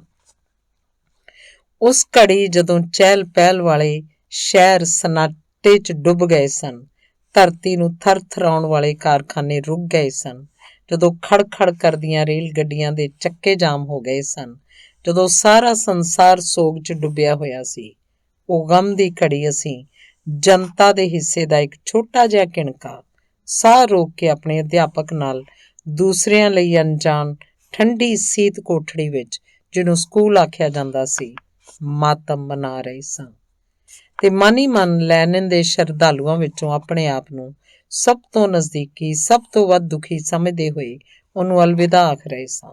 ਤੇ ਸਾਡਾ ਲੈਨਿਨ, ਜਿਹਨੇ ਢਿੱਲੀ ਜਿਹੀ ਫੌਜੀ ਜੈਕਟ ਪਾਈ ਹੋਈ ਸੀ, ਜ਼ਖਮੀ ਬਾਂਹ ਨੂੰ ਪੱਟੀ 'ਚ ਲਟਕਾਇਆ ਹੋਇਆ ਸੀ, ਦੀਵਾਰ ਉੱਤੇ ਸਾਡੇ ਵੱਲ ਪਹਿਲਾਂ ਹੀ ਵੇਖ ਰਿਹਾ ਸੀ ਤੇ ਆਪਣੀ ਸਪਸ਼ਟ ਨਿਰਮਲ ਦ੍ਰਿਸ਼ਟੀ ਨਾਲ ਸਾਨੂੰ ਕਹਿ ਰਿਹਾ ਸੀ, ਬੱਚਿਓ, ਕਾਸ਼ ਕਿ ਤੁਸੀਂ ਜਾਣਦੇ ਹੁੰਦੇ ਕਿੰਨਾ ਰੌਸ਼ਨ ਭਵਿੱਖ ਤੁਹਾਡਾ ਰਾਹ ਵੇਖ ਰਿਹਾ ਹੈ।